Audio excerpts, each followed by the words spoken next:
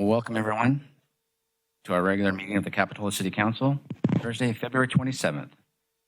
May I get a roll call, please? Councilmember Jensen. Present. Councilmember Morgan. Here. Councilmember Orbach. Here. Vice Mayor Peterson. Here. And Mayor Clark. Here. Would everybody please join me in the Pledge of Allegiance?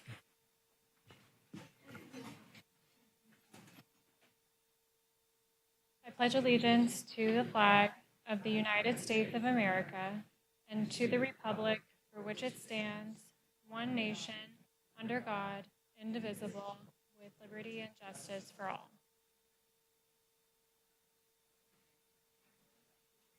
Thank you. Additions and deletions to the agenda. Staff has one proposed change to tonight's agenda. That is for item 7A, which is the appointment of the Capitola representative to Measure Q Oversight Advisory Board. We believe that there is a second application that is on file with the county. However, we have not yet received it, so we would recommend continuing this item to the next meeting. Agreed. Additional materials. Staff received numerous additional materials for tonight's agenda packet. For item 1B or 6B, one email was received. Item 6C, one email was received. Item 6D, staff provided an updated attachment and memorandum for the item. Item 7B, 6 emails were received, and item 7C, 5 emails were received. All correspondences were made part of the agenda packet and are available for public review and were provided to the City Council. Great. Before we get to oral communications, I see quite a few folks here, which is always great to see. I want to get maybe a hand of how many people will be talking about the Park Avenue project, which is not on the agenda, but I have a feeling that some folks are going to want to talk about it. So can I get a hand of how many people may talk for the Park Avenue? Great. I think we'll be able to get it done in plenty of time. All right, at this time, we will be taking oral communications. A reminder, if you're going to talk about the Park Ave, this will be the time to do it. Oral communications with members of the public. You'll have up to 3 minutes to talk, and you can state your name if you wish. Welcome. Hi. So I'm calling about because I've had a lot of community members stop me and things that I do, and they're asking me to bring to your attention that you need to budget for your video broadcasts a omnidirectional noise canceling mics. The meeting last night that they all tried to listen to was horrible. So it's unfortunately a common occurrence for you guys. So they wish that you would take some money and invest in a good system for them at home. Thank you. Welcome. Yeah, Charlie Thomas, 516 Park Avenue. Lived here 52 years, and I've watched a lot of changes in Capitola. Been on a lot of committees for the city. I just want to talk a little bit about the rail trail and the fact that I'm watching all of a sudden that the rail trail is being changed from a rail trail to a rail street, or rail street instead of a rail trail. And I think what's going on right now is that the county's run out of money, is what they've done. Once again, they're under budgeted for what they want to do, which is why they're going to try to get off the rail track and onto Park Avenue. And also as to them trying to go through the city of Capitola as part of that trail, which I think is a complete disaster, considering if you go down there during the summertime now, it's always very, very crowded. You know, Santa Cruz County, if you go into the county office, there's a large sign on their wall, and it says, "A lack of planning on your part does not designate an emergency on ours." And that's what's going on. The rail trail, they're under budgeted what they want to do, and they want to make changes, which will put them on Park Avenue and through the village versus going across the trestle, spending that money and going down the tracks. And I'm just saying that I think that they're trying to push Capitola the best that they can to save their behind. And I think that if you're trying to go through Capitola, I think the ADA is going to come on so strong against you that they're saying that's not going to cost the city any money to do these extra moves. But I'm telling you, that's not going to be the case. And they're going to have the ADAs going to come after you. No one in a wheelchair is going to be able to come down that hill, around through the city, and back up Monterey Avenue. It's just not going to work. And so I'm just saying, I'm hoping that the city of Capitola looks at that in a manner that's going to be appropriate, where it's not going to cost you and me and a lot of other people grief and money, because it's not financially feasible, I don't believe, to go to the city of Capitola, to the village. Thanks. Thank you. Welcome.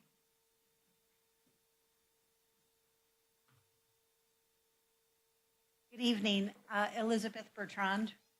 The RTC Executive Director demonstrates no respect for either the Capitola City Council or the citizens by switching the meeting date to withhold the updated RTC budget from us. At the February 13th meeting, Capitola City Council, the council directly asked RTC Executive Director Sarah Christensen to attend a meeting in Capitola with its city council and its citizens that had 3 defined terms of the meeting. The first term, and most important, was that the meeting would be scheduled after the RTC released their updated budget for the rail trail to their board on March 20th, so that we would have the updated new cost estimates for the rail trail to include in our discussions. The second was that the meeting would include, of course, both the city council and the citizens in a true town hall format. The third was that this meeting would be noticed and publicized well in advance.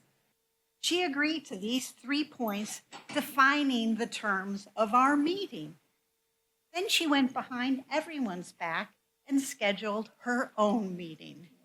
She has scheduled this meeting for next week, March 5th, and not told anybody. Excuse me, my pages are sticking. She made it illegal for the city council members to even attend the meeting because she intentionally did not give enough public notice time. She is holding it before the updated RTC rail trail budget is released on March 20th. She needs to be held accountable for disrespecting the transparent process that she agreed to at the last city council meeting.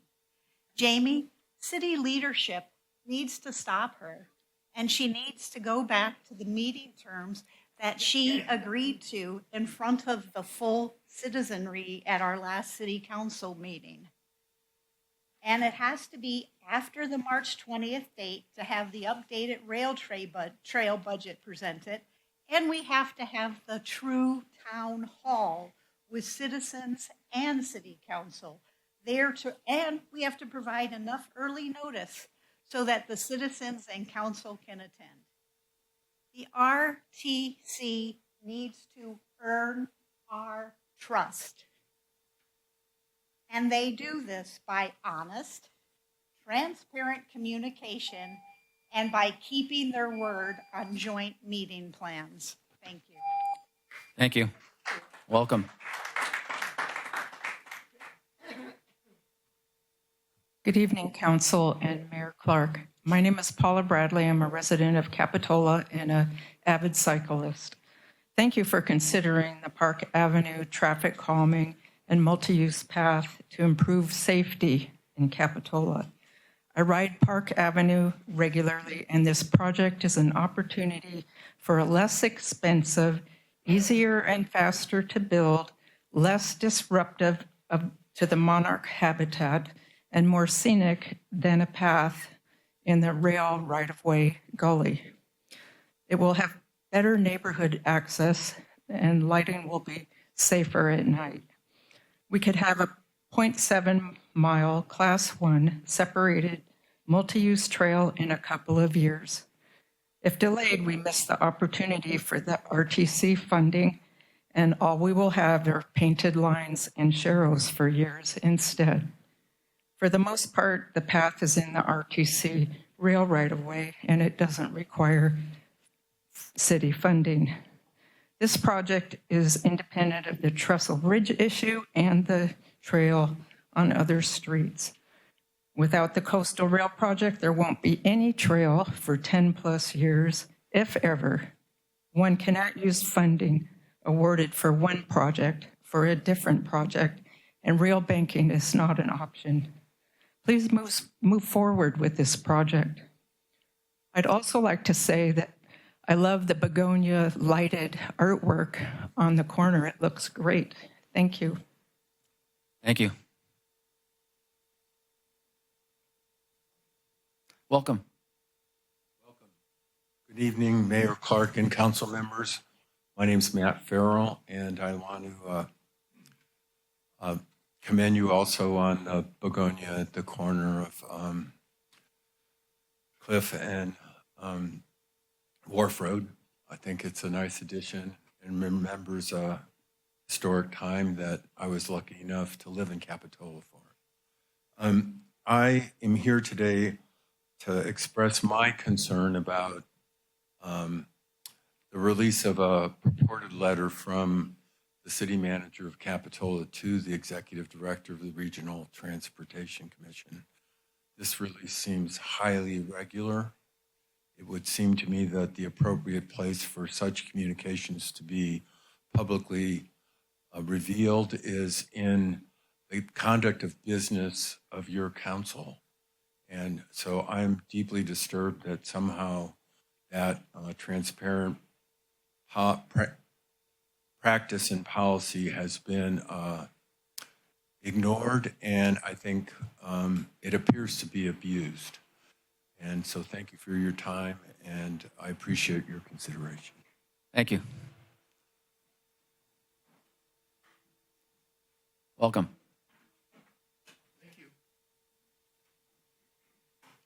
Mr. Mayor, council members, Mr. Goldstein. My name's Jim Weller. I'm a Capitola resident. Also on the same topic, the February 13th City Council meeting where the Park Avenue alignment was discussed. Since then, there's been a rather large flurry of debate and controversy in social media concerning the actual substance of the City Council's request to the RTC director. And, you know, some of that's been expressed here. I want to just read to you from the minutes of the February 13th council meeting. This is the motion that was made. Motion to postpone a decision on this item and host a town hall meeting where staff from the city and county will provide updates on the use of the trestle, review long-term impacts of the project, review impacts of potential litigation from Measure L, and an overview of rail trail project impact in Capitola. That's it. Now, it seems to me, I haven't spoken with her, but it seems to me that Ms. Christensen made a good faith effort to comply with the City Council's request and scheduled a public meeting that she called a town hall, to which everyone is invited. It's an open public meeting to address all of these same questions. So I don't see any problem with that. And, you know, some have said that to do so would be to prevent city council members from attending because of the Brown Act. Now, I'm pretty familiar with the Brown Act, and I've investigated that, and I disagree. The Brown Act would not preclude any or all city members from attending a meeting of that kind, as long as they weren't discussing city business, just receiving information like anyone else. In addition, I would also like to know, because it sort of came out of the blue, what the circumstances were under which Mr. Goldstein was directed to write the letter that apparently he did, and by whom. That's all. Thank you. Thank you.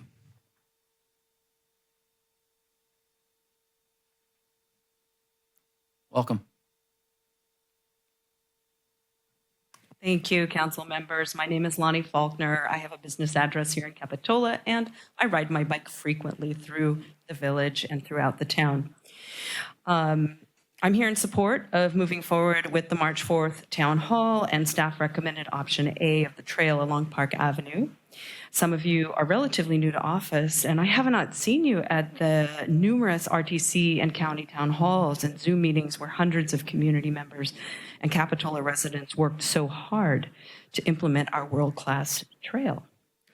It's hard when you have a relatively small group of aggressive, threatening voices repeatedly with threats and misinformation over and over again, and I know that's difficult. 60% of Capitola residents voted no on Measure D. You are representing a larger base of Capitola residents, working families, students, seniors, people with disabilities, and others that cannot be here and do not have time to write letters or speak to you, but they voted in July of 2022. 60% of Capitola residents voted to not rail bank and not tear out the tracks. Use of the rail line is not up for discussion. And Sarah Christensen was booed in the last meeting when she tried to explain that, and it is not reliant on the March 20th meeting or the rail budget. The trestle and tracks that run through Capitola do not belong to Capitola. They belong to all residents of the Santa Cruz County under the Regional Transportation Commission. And a trail cannot be built on those tracks because this requires rail banking, which would require adverse abandonment, and adverse abandonment would tie up the rail line for years. And it would take decades and unlikely would never be approved. Measure L is a red herring. The question here is, do Capitola residents want a world-class trail now or not? This is our chance. Recording in progress. When do you get $70 million handed to you to build a world-class trail? We will not be given this money in the future if you decide to not move forward now. As leaders, you represent families across the greater Capitola community, not just a small, loud, aggressive group. I was shocked to see the letter surface on Nextdoor regarding a communication on the issue between the staff and the RTC, urging the RTC to take more time for data collection. I think you owe it to us as our representatives to do the work. There's a lot of data already done, a huge amount, and decisions were made. I'm curious to know when this letter was generated and at what meeting it was requested. I don't recall this being done at February 13th meeting. My concerns are along, as was mentioned, about the Brown Act, so I hope we can get some answers to that. Thank you. Oh, and let's have a trail now. Thank you. Welcome. Good evening. Thanks for coming back. I also attended the 13th, February 13th meeting, and you were strongly urged to wait until the budget report came out on March 20th. Now, I've received in the last couple of days 2 notices from the RTC about a workshop on the 4th and a trestle meeting sometime later. I can't remember. I attended the Planning Commission meeting, and the first we heard about the trail option A and B was that night, where all of a sudden it's going down Park Avenue, which I live on and have for 52 years, which would eliminate 25 parking places and all of the trees on Park Avenue, except for the few that are down by Espelona Gulch, which got me involved in city politics in the first place in the 70s. I would like to know, does the bike lane have to be so wide that the RTC can cut down all of the trees along the Park Avenue? And if they do cut down all of the trees, if the roots die, then the steepness of that bank is going to erode, and because the roots are not going to be able to hold them up sufficiently, which means that the trail you want to build is also going to eventually erode into the rail bank or the rail area. I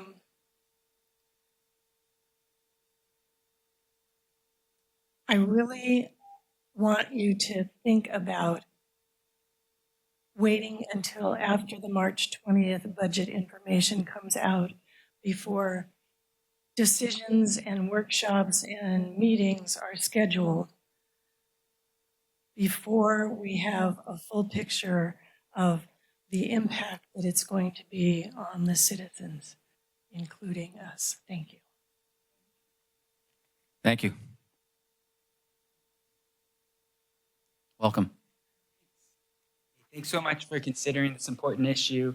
I'm here on behalf of Hazel and Beatrice Campbell. One of them's at swim practice. The other one's studying for a test tomorrow.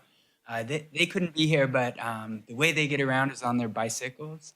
And I really appreciate all the paint that's on the road. It's a great start, but really the gold standard to keep these kids safe and get them home safe is protected bike lanes. So to the extent that you can work towards getting us some physical separation so they can do all their cool independent stuff, get to practice, get to school, but also do it in a way that's as safe as possible. Thanks so much.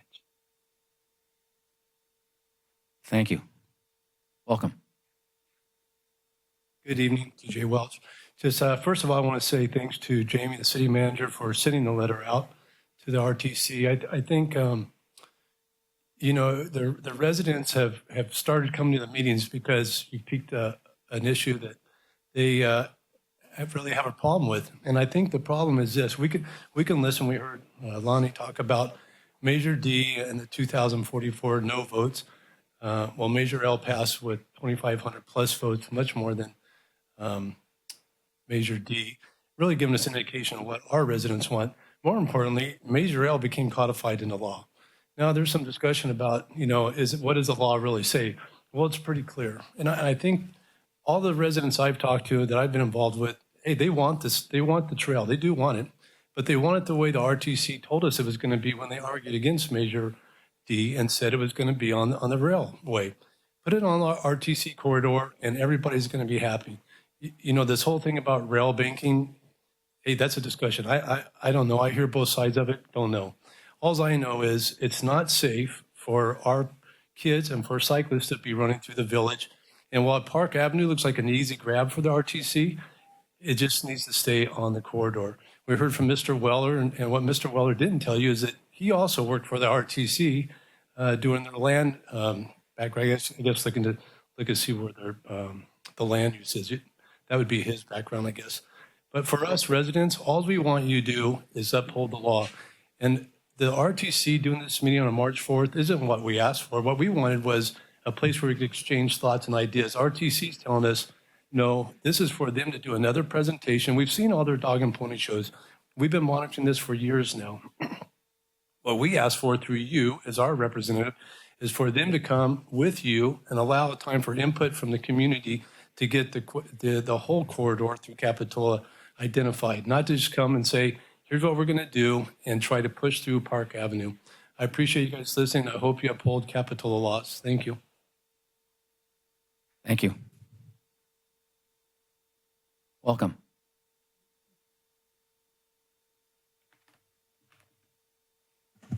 Marilyn Garrett, we need the trees. Leave the trees alone. Trees help clean the air. They're beautiful. And we are having so many sources of poisoning. I know some Capitola residents and others have been poisoned by the Moss Landing lithium battery energy storage facility there by Vistra. And there are 3 of these sites planned for our county, and we're trying to stop them.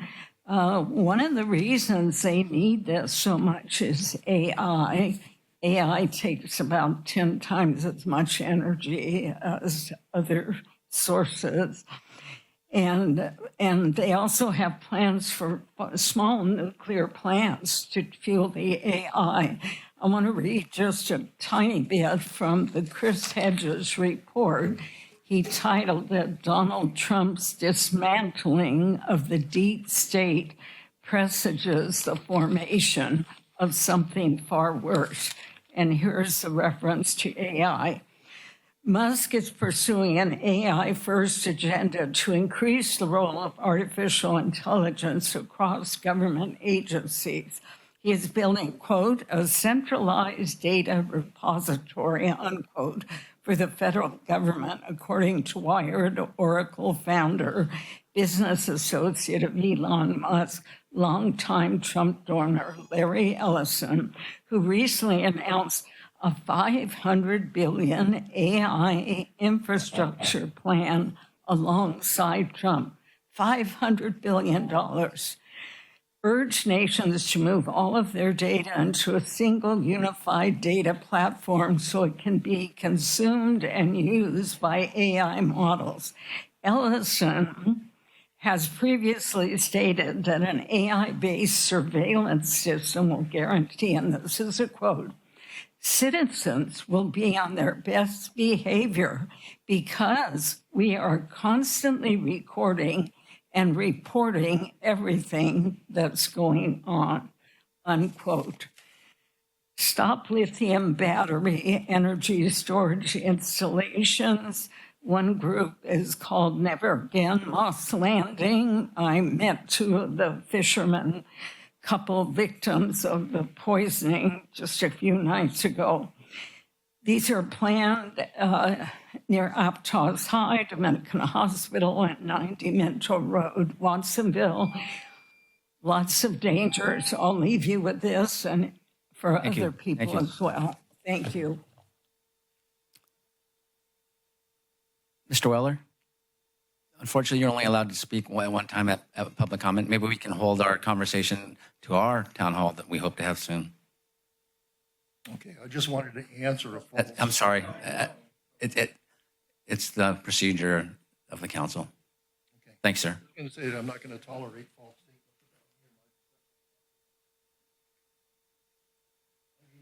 Welcome. Hi, everybody. A few months ago, my 15-year-old son was hit by a car on his bicycle. Fortunately, he's okay. I mean, he was damaged, and now he's on the mend. But I think it's an alerting thing, right? For any parent, any grandparent, any auntie, any uncle, to have a young person that at their age, they're dependent on getting onto a skateboard or a bicycle or something of that nature.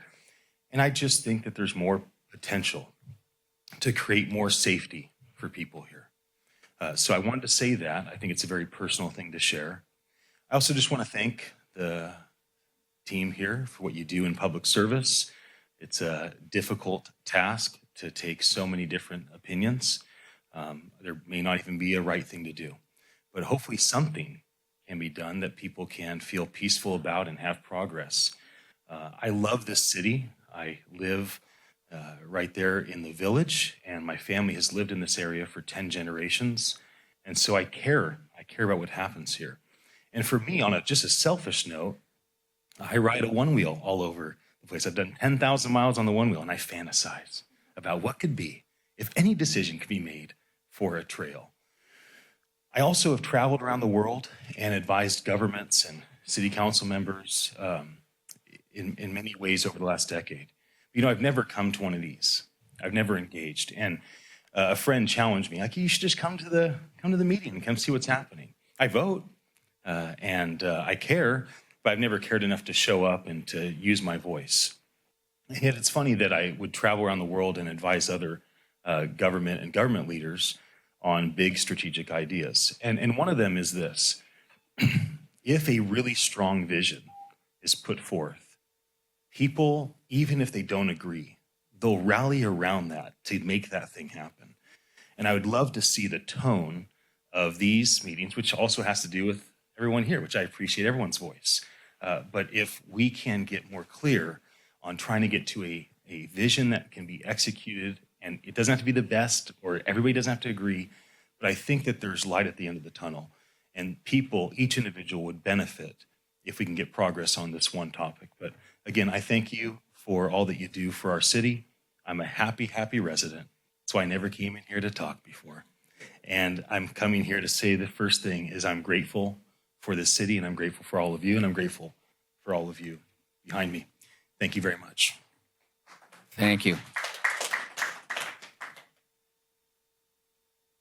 Welcome. Good evening. Are you talking about the trail only right now? No, we're oral communications of the public. Thank you. Okay, thank you very much. A great man one time who worked for this police department, his name was Andrew Daly, made one time an arrest in Santa Cruz. He arrested a black man who called himself Bill. Bill was selling cocaine for Patrick, who they claimed that they had a Watsonville Croatian connection supporting them. I was listening to this thing a lot, always in the bars, when I was hanging out with guys and also doing security for Zeldas. We had problems there too sometimes with stuff like that.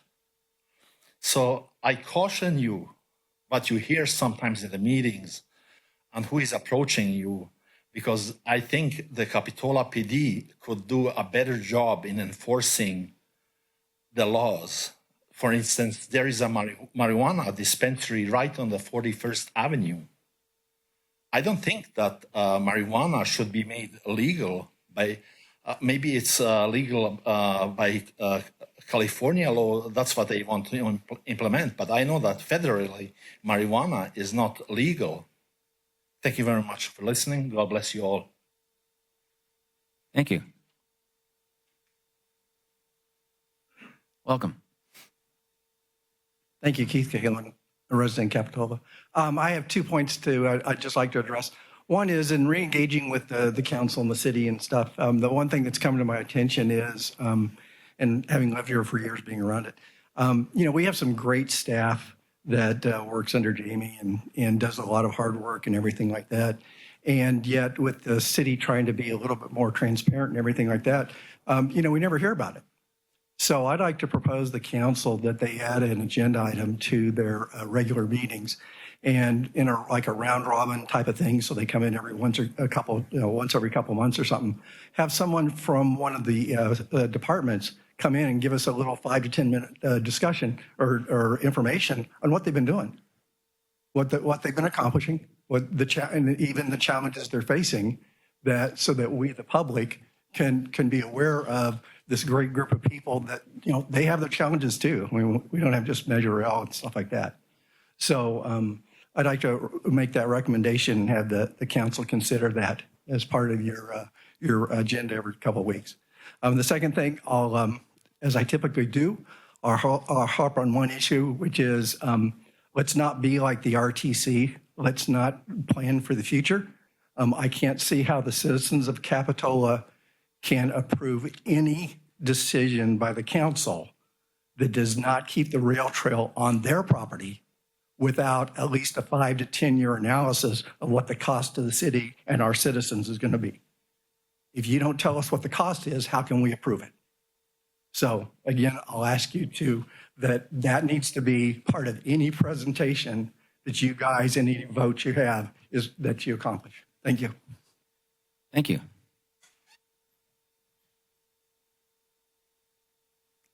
Welcome. Nancy Jones. I live at Bay Avenue Senior Housing, and I understand that you guys are going to take down those bollards. Ma'am, can I have you hold that thought? That's going to be on the agenda later under general governance. Okay, thank you. Thank you. Looks like we're out of public comment. We got through it in 33 minutes. That's great.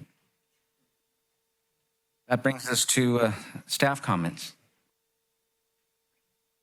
Staff does have a number of comments this evening. I think we're going to kick off with Public Works Director Khan. Good evening, Mayor and Council members. I wanted to give you a little bit of an update on Depot Hill. As you may have noticed, the pathway up on Grand Avenue between Saxon and Oakland Avenues has been closed since President's Day weekend. We had a failure on the bluff there that also took out some drainage infrastructure. So this past Monday, Public Works staff went out with a geologist to assess it. We are still waiting on the final report from the geologist, but the initial assessment has shown that we should probably replace the drainage pipe there that came off during that event. We are doing so tomorrow morning or afternoon ahead of the rain this weekend. So we will get the final assessment from the geologist in the coming weeks and come back to council to discuss the life of the pathway. The second item I wanted to bring to your attention this evening was regarding consent item 6B, which is our pavement management plan. I left out in that report that if in the event that we bid this project, and bidding right now is a wild ride, that it comes in over what our budgeted amount is, that staff would return with options for council to either amend the budget on that project or amend the scope of the streets. So just wanted to add that in for your consideration when you're considering the agenda, the consent agenda this evening. Thank you.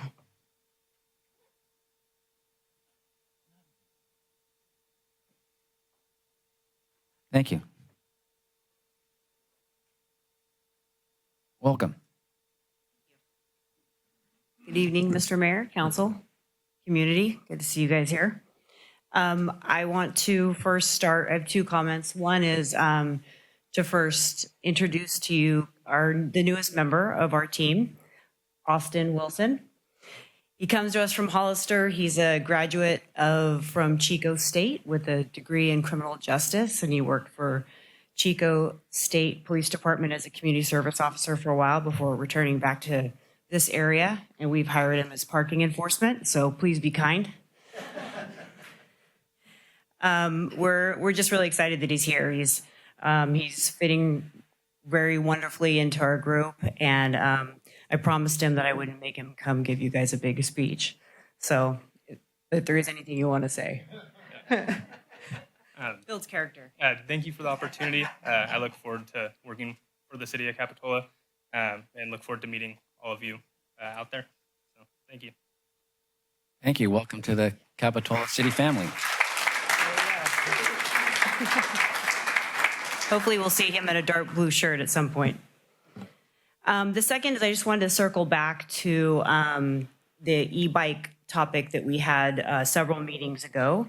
If you recall, the police department promised to have a special operation for 14 days where we had officers out there that coincided with the time that the school kids were getting out to make contacts. And so as I was reading the stats, we pulled stats on them. We had some poor weather days in that time frame, but seemed to be 13 was the number. We gave 13 citations, 13 warnings, and a lot of our citations revolved around helmet, unsafe turning, stop sign violations.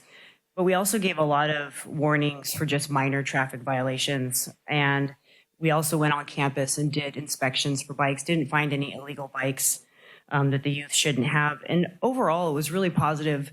The youth in general were in compliance. And so it was interesting to see that because we are constantly addressing e-bike safety around our community. And we'll just continue with those efforts, doing outreach at the school and reevaluating if we need to stand up this type of operation again on overtime where officers are just dedicated to that and that alone. So that's it. I just wanted to report back. Thank you. Thank you. It's great to hear. Any further staff? Great. That'll bring us to council comments.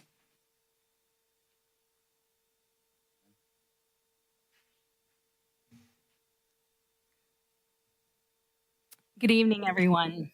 I know I'm not alone in my opinion that these last couple of months on council have been challenging for all of us.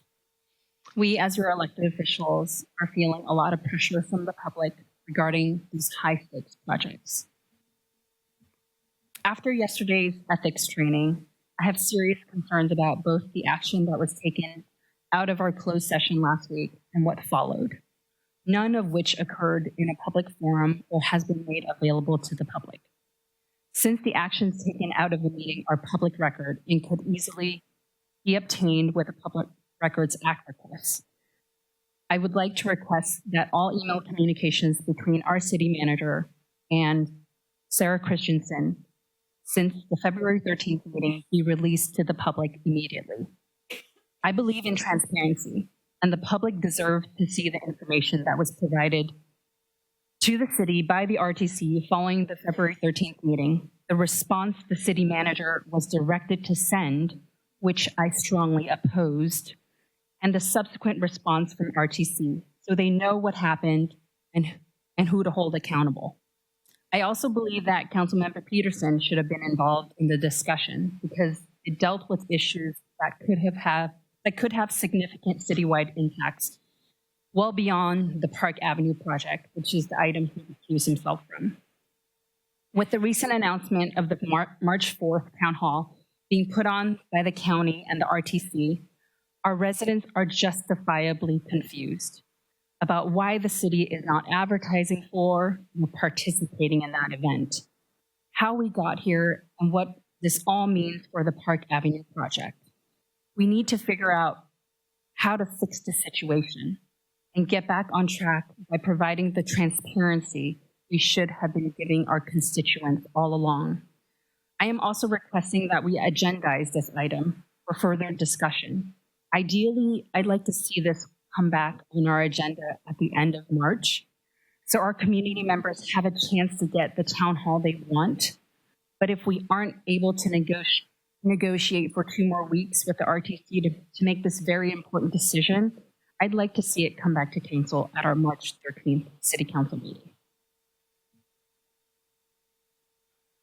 Thank you.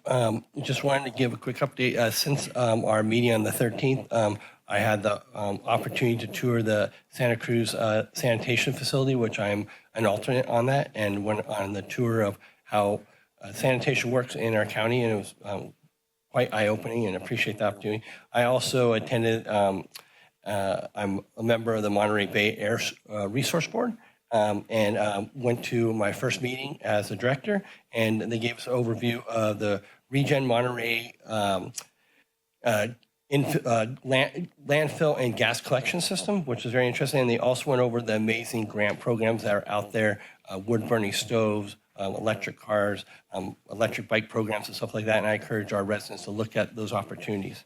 And that's just one last quick thing. I was just wondering if the city manager could give us a quick date update that I've been asked a lot about. It's just the on-ramp off of Bay Avenue onto Highway 1, if you know that date, and just to communicate that. And thank you. Yes, we are actually going to be covering that in the Bay Avenue corridor study, but it is coming up the week of March 10th. Yes, please. Yeah, this is a comment for staff just regarding the public comment about the omnidirectional microphones. I know I've personally had issues with the microphones in the past, so if there is a better option, I would appreciate that. I can tell you that the problems we were experiencing last night were due to a software update and not the actual microphones themselves. So that wasn't what was causing the issues last night. Yeah, but I know I've had ongoing issues with Sure, we can look into that in the budget. volume. Yeah, thank you. Okay, as we know, this week, the RTC notified members of the public of a meeting scheduled for March 4th at the new Brighton Performing Arts Center. I want everyone to know the RTC is independently hosting the March 4th meeting. It's not hosted by the city of Capitola, nor is it being held at a city facility. The content of the meeting does not come from the city. Please direct all additional questions to the RTC, and hopefully we'll stay in contact with them and have our desired town hall meeting with everybody. So we hopefully will continue to work with the RTC and see that happen. So we won't give up yet. On a happier note, last Saturday I had the pleasure of attending the dedication of the public art project commemorating the 65 years of the historic Begonia Festival. Not only is the artwork stunning and a luminous excellence, it's a product of community engagement. I extend my sincere compliments to the Art and Cultural Commission, the artist, and staff. It was a great project. Thanks for everybody that came out for that. Mr. Mayor, can I have a little bit of clarification? Sure. There was a request to release some emails by Councilmember Orbach. In general, the council needs to give direction as a body. That those emails have been subject to numerous Public Records Act requests, so they are being released to the public. Can I ask for clarification, or if we could console our attorney ahead of time? It's awkward because this is not on the agenda, and so the council can't take a vote on. I mean, as the city manager points out, staff takes direction from the council as a body, not an individual council member, and so the council can't give direction as a body tonight. But as we're trying to figure out a way to navigate this, as the city manager pointed out, those emails are public. They are public records. They have always been public records. Communications between the city manager and the head of another agency are a public record. They have already been released to the public, it sounds like, in response to PRAs, or they will be. So they will be public shortly. I assume, does that comply with Councilmember Orbach's request? Hopefully that'll resolve the issue. I would like them released as soon as we can possibly do that, and in a way that the community can access.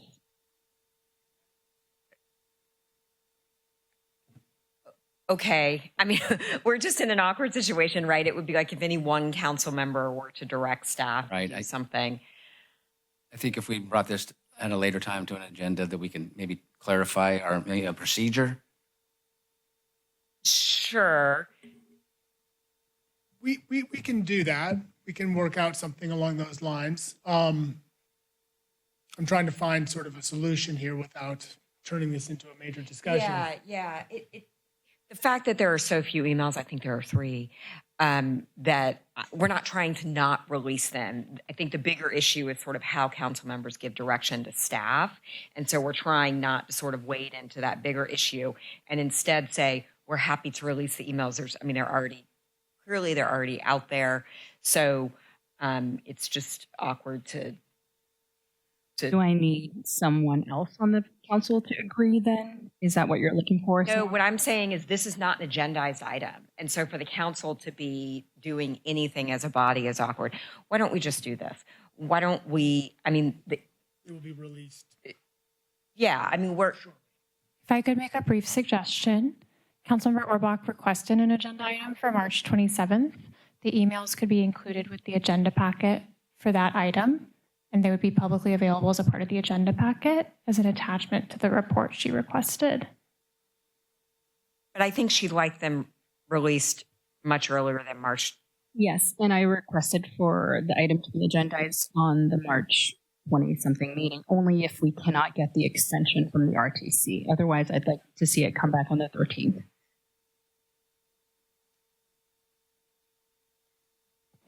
Okay, so what I can do right now is we do have Public Records Act requests. We will process them with due haste and priority, and they will be released pursuant to our public records policy to comply with state law. Anyone who would like a copy of those emails can make a Public Records Act request.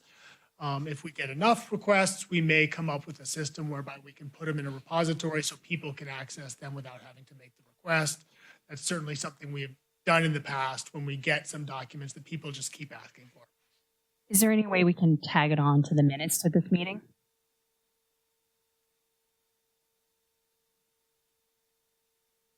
I think just in public record, we're going to cover it all. Does that work for you? Thank you.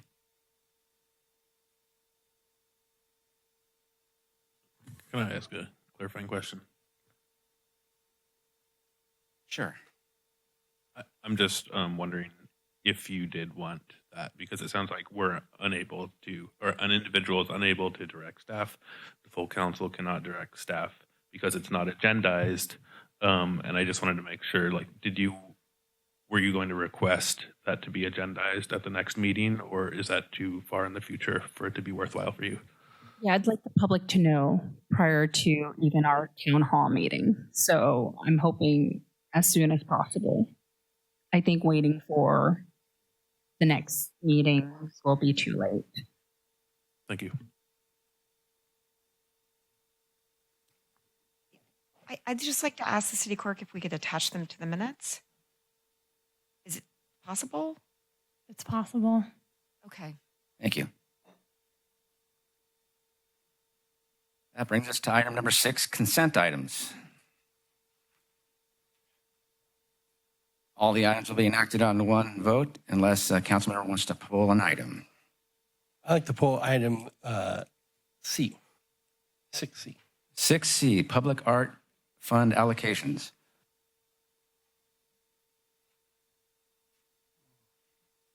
Did you like to have a council further discussion on it or anything, or? Yeah, you want to have the discussion now or after we? I think we should have, unless staff wanted to add something to it, and then we can open it to public comment. It's up to the mayor. In general, when we pull items from consent, the usual process is to put it at the end of the agenda, but you can reorder the agenda if you'd like. Yeah, I think this is just the one item that it'd be better just to do it now. Okay. I would ask Nikki Bryant to give us a maybe 30-second, 20-second overview on what the item's about. Good evening, Mayor, council members. So the item C is a public art fund allocation. The Public Works Director is interested in applying for the letters, I think, are NEA grant for a wristband art development. Part of the park project included several art concepts that the Art and Cultural Commission has been very interested in over the years, and looking for funding in order to support those installations. The Art and Cultural Commission discussed this. The Public Works Director came to our, February meeting. We've had 3 meetings this month, that in order to discuss the item and decided made the recommendation that in order to receive additional matching dollars for the grant request, to allocate $25,000 in addition to the services that are detailed within the grant. So in the event that we were not awarded the grant, so this encumbers the $25,000 of the Public Art Fund, which is a restricted fund.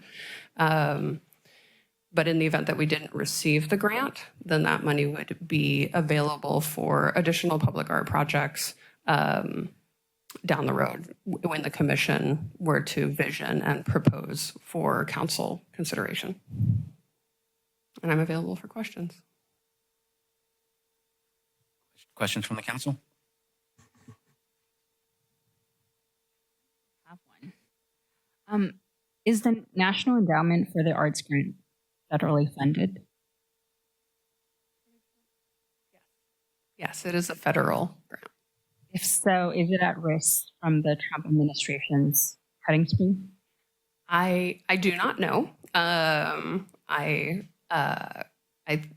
But it doesn't hurt to try and apply for the grant funding, and we'll see what happens. But if we are not awarded the grant, this fund, the requested allocation is just encumbered at this point. It doesn't go anywhere.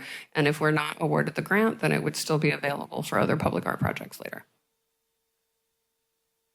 Yeah, and my question on this item, the reason I pulled it, and thank you very much for the overview, was just about the amount of contribution that the city gives to as a project on the wristband. And so I was just wondering, I'll support, I'm personally supportive of the project I was mostly talking about, just the amount that's contributed from the city off of a project, or as developers do pay into the fund. And that was mostly where my question was based around.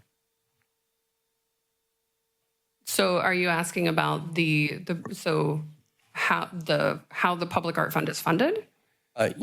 Yes, and what is the contribution level from the city?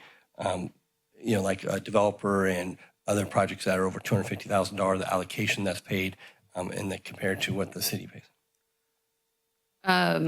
So the Public Art Fund for commercial development that is over a $250,000 threshold, that individual has a choice to contribute. Please correct me if I mess up my numbers, but 2% for to the Public Art Fund, or consider a 1% project that would be incorporated into the project and would be and would submit an application to the Art and Cultural Commission for review of that project. And do you have additional? I think I can add a little bit of details maybe that might be helpful. So the Public Art Fund, as Director Bryan said, it's funded by private development that's over $250,000 and is non-residential, and it's 2% on-site or 1% into the art fund. There's other language that talks about a public contribution when there's CIP projects, or it also says when there's a building permit valuation over $250,000. The city has never automatically made a contribution into the Public Art Fund. The language is not 100% clear. The language goes all the way back till 2004. The city has never done it since then. So I think maybe what you're getting at is that it's not entirely clear how or if the city would make contributions into the Public Art Fund. So that might be something that we could clean up if that meets your objective. Yeah, I appreciate the overview of that, and I think that would be very helpful. And we always say when there's time, but I think it's just something, obviously, I support what this project is, and my question about polling was to have that conversation and to kind of clear up that ordinance, since it is confusing as people read it. Yeah, that is something, it has frankly been on a very long-term to-do list, but if it's more of a council priority, it's something we can focus on sooner. I was just bringing it up as I think we need to do that, since we've been working on it for the last little bit anyways. But yeah, it's not something the ordinance has been in place in 20 years, so. Yep. Do we need a motion and a second for direction to have staff? No, because the item is on the agenda. Okay, got it. So thank you. Thank you. I'll now open it up to public comment.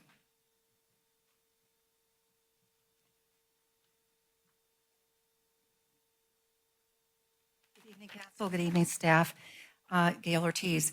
I've been working on the Rispin since 1982, when a group of us citizens asked the council. Sometimes we regret that request, but we asked the council to buy that property.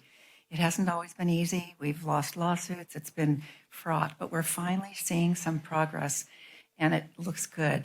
I completely am in favor of what is in front of you tonight. However, I brought segments of the funding the public art program that are in our ordinance. As I read them, they are not ambiguous. They require the city to put in 2% of every one of their projects across the board. And I'm going to read it because I hate people who read things, but I'm going to read it. The definition of an eligible public construction project means any capital improvement project of the city involving a public place as identified in the annual capital improvement budget of the city and which is paid for wholly or in part by city funds, non-residential development projects which exceed a total building permit valuation of $250,000 as calculated by the City of Capitola building permit application. This chapter shall apply to all eligible public and private construction projects as defined by this ordinance and having total construction costs of over $250,000. City projects. The City Council shall provide in the annual capital improvement budget for an amount of not less than 2% of the total amount budgeted for each eligible construction project to be set aside and identified as sources of funds to be appropriated and expended for acquisition of works of art in accordance with this section. Appropriations for the purposes of acquiring works of art in order to carry out the provisions of this chapter shall be made in accordance with law and the budgeting procedures of the city. I cannot see how that is ambiguous in any way, shape, or form. Just because it's an old ordinance doesn't mean it's a bad ordinance. Just because the city has never done it doesn't mean it shouldn't do it. Just because all of us, bad on us, haven't held the city's feet to the fire to do this, I want that to stop now. This needs to happen. This is an ordinance. Let's stop cherry picking the ordinances that we don't want to follow and ignore them. We ignored it on the wharf. There should have been 2% of that wharf project that came out of capital improvement projects funds. Let's not make that mistake again. Thank you.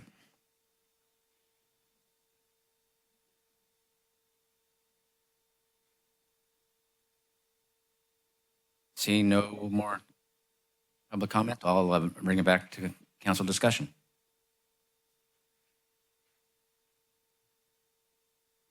Anyone else want to start? All right. I have none. I know we have a tight budget in the city already, and I love and support art projects, obviously, but I'd like to see some of those numbers and before we contribute to discretionary funding of projects. This would take money out of our general fund. Is that correct, Jamie? That's not in front of you this evening. This evening is really to allocate the public art funding and submit for this grant. We have committed to coming back with an ordinance cleanup, and we can talk more in depth about how the ordinance works and how the language, how the language works, how it operates. Got it. Then I move to adopt the resolution allocating $25,000 from the Public Art Fund as a matching contribution for an application to the National Endowment of the Arts grant.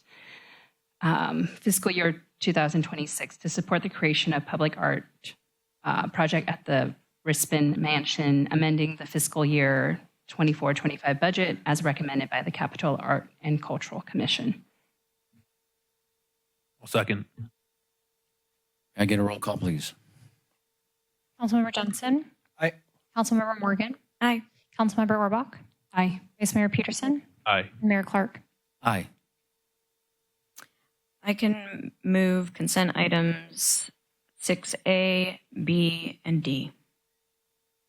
I second. Another roll call, please. Councilmember Johnson? Aye. Councilmember Morgan? Aye. Councilmember Orbach? Aye. Vice Mayor Peterson? Aye. Mayor Clark? Aye.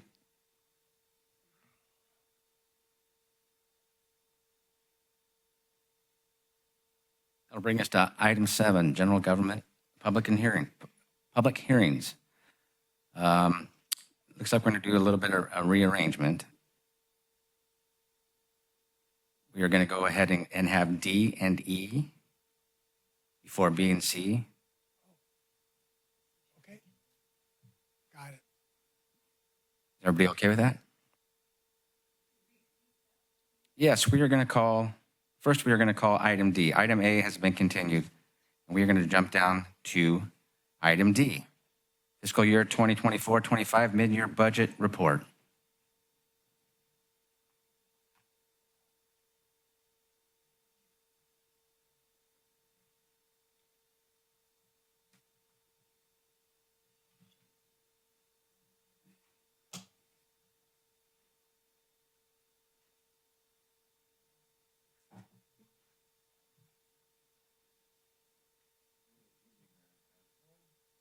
Good evening, Mayor and Council.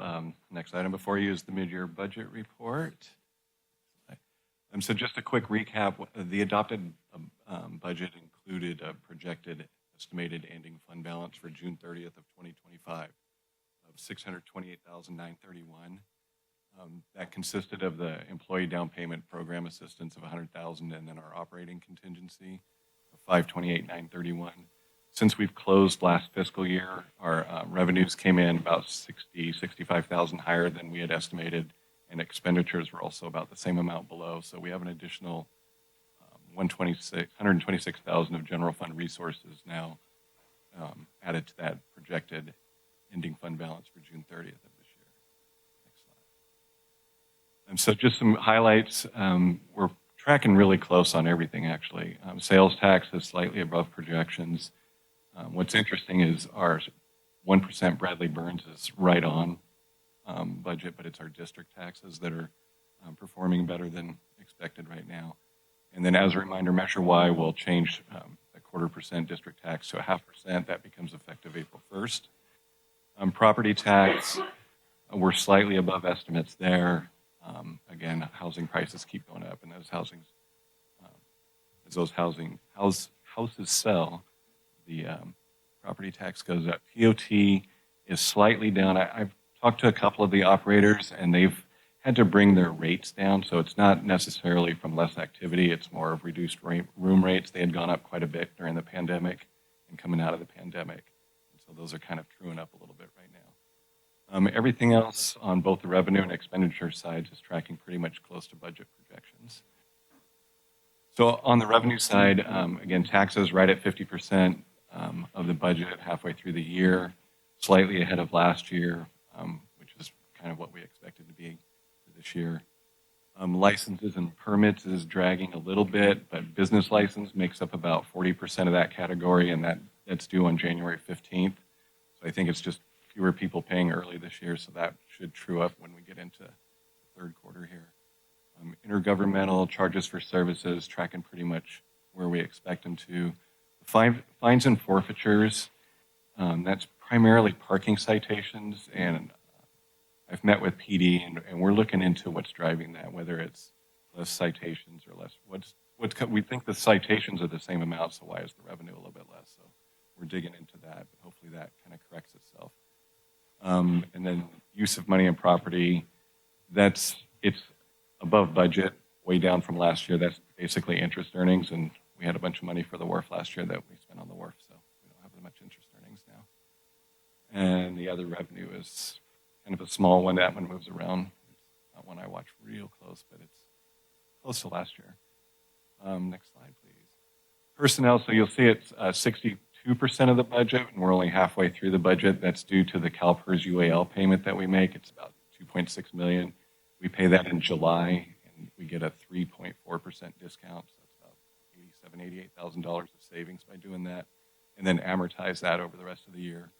Contract services, a little bit on the high side, but that includes encumbrances for things that we're doing for the rest of the year that we're already into contract for. So it's not unusual to see that right there.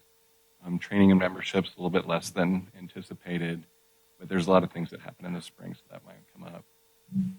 And then the rest of it's pretty much right on budget there for mid-year. Next slide. So we do, staff is proposing one budget amendment, and that's to increase sales tax revenue due to Measure Y for the last quarter. That's estimated to be about $277,000. We're also recommending amending the budget for personnel costs, and that's due to the contingencies in the labor MOUs that became effective with the passage of Measure Y. Those actually became effective at the end of December, but for the 6-month cost, it's $227,000. So net impact is a increase to the general fund of $50,000. So fiscal impact, if approved, that would increase the general fund estimated balance for June 30th, 2025 to just under $805,000. As a reminder, so we are planning on bringing the strategic plan for council consideration at the March 13th meeting, and that's what staff will be using to guide our drafting the proposed budget for fiscal year 25-26. And the schedule for that will have a proposed budget distributed the first Friday in May. And then I won't read all the dates, but those are the proposed special council meeting budget hearings, as well as finance advisory committee meetings, leading up to adoption of the proposed budget on June 26th. So the recommended action is to adopt the proposed resolution amending the fiscal year 24-25 budget. I'm happy to answer any questions. Thank you. Council questions? Yeah, I have a question. I was wondering when we get to the budget development part, would there be a time that you could highlight to our community and everybody who supported Measure Y, and so that there's a clear outline highlighting that how the Measure Y funds are exactly used? So full transparency. I mean, the support from our community was amazing on that, and so to have that highlighted and where those exact tax dollars are going would be great. So Absolutely. We did similar stuff with Measure F, and I can set it up the same way so we can track the revenues as well as what it's used for.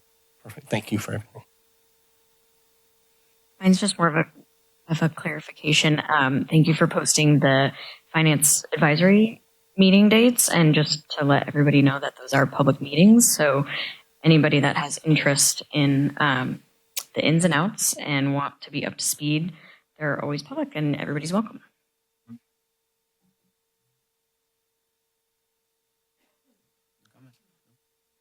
Great. That'll bring us to comments from the public.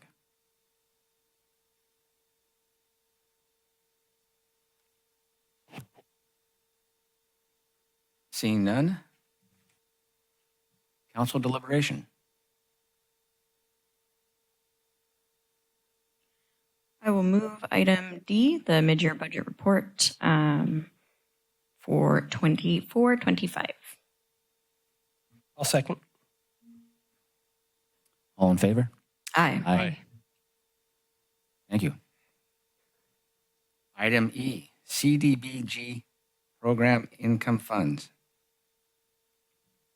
I am going to cover that one for Director Hurley this evening.